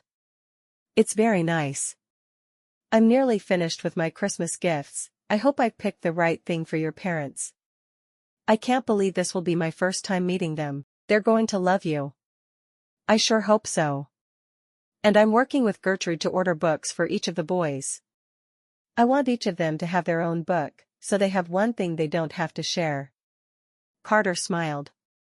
He loved how considerate his wife was. Watching him with Penny and Tom's boys made him realize what a wonderful mother she was going to be. Dorothy began walking further out, and Carter grabbed her arm again. Easy there, we don't want to take any chances. Dorothy smiled. Carter was already such a loving and protective father, and the baby wasn't even due for 3 more months. They were still living with Penny and Tom until their house was finished. Cletus had found them a nice parcel of land that had been abandoned, and construction would begin in the spring.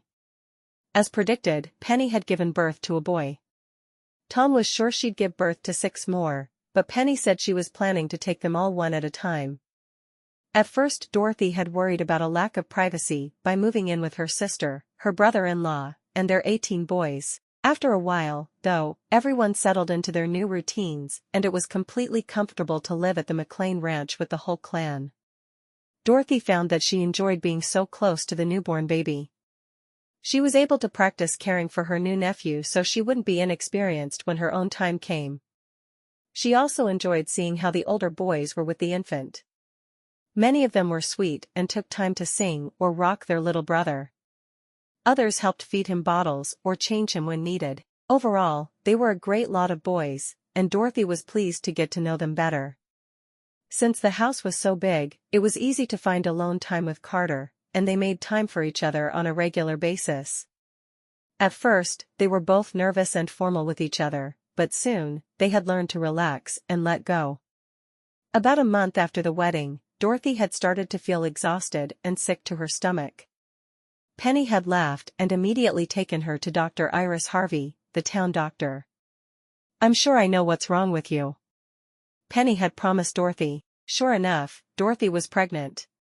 She had no idea how it had happened so quickly, but she was thrilled to take this new step with Carter.